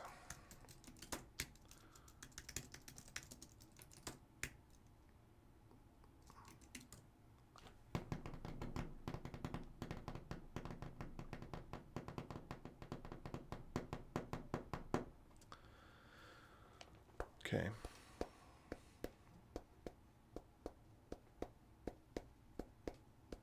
All right, I think it is time to break. Let me make sure there's not any other stuff that's just laying around. Oh, by the way, cool little trick.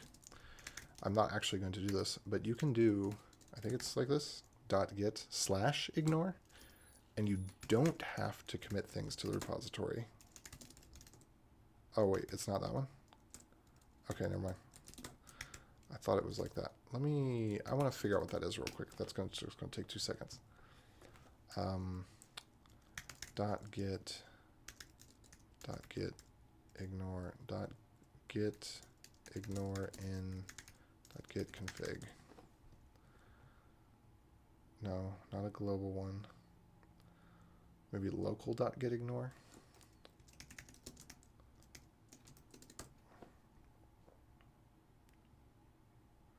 get to ignore some files locally.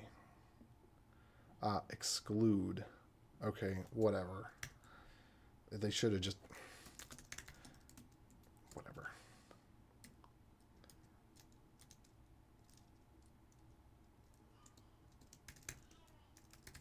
Yeah, so you can do this, and then you'll notice my to-do doesn't show up. But I actually do want it to show up. But sometimes you have local stuff that you don't want to show up. Anyway, yeah, it's time to say if you enjoyed this, give it a thumbs up. If you didn't, give it a thumbs down, because every thumb helps. And I am going to go take a much needed break after, closing up on almost 4 hours of straight and the AC wasn't even on. It's now 79 degrees. I'm going to turn on the AC. Going to let this garage cool down a bit. And if you join in later, then I will see you later. We're going to continue on with, I don't even remember where I left off because brain's fried. Need to take a break. Adios.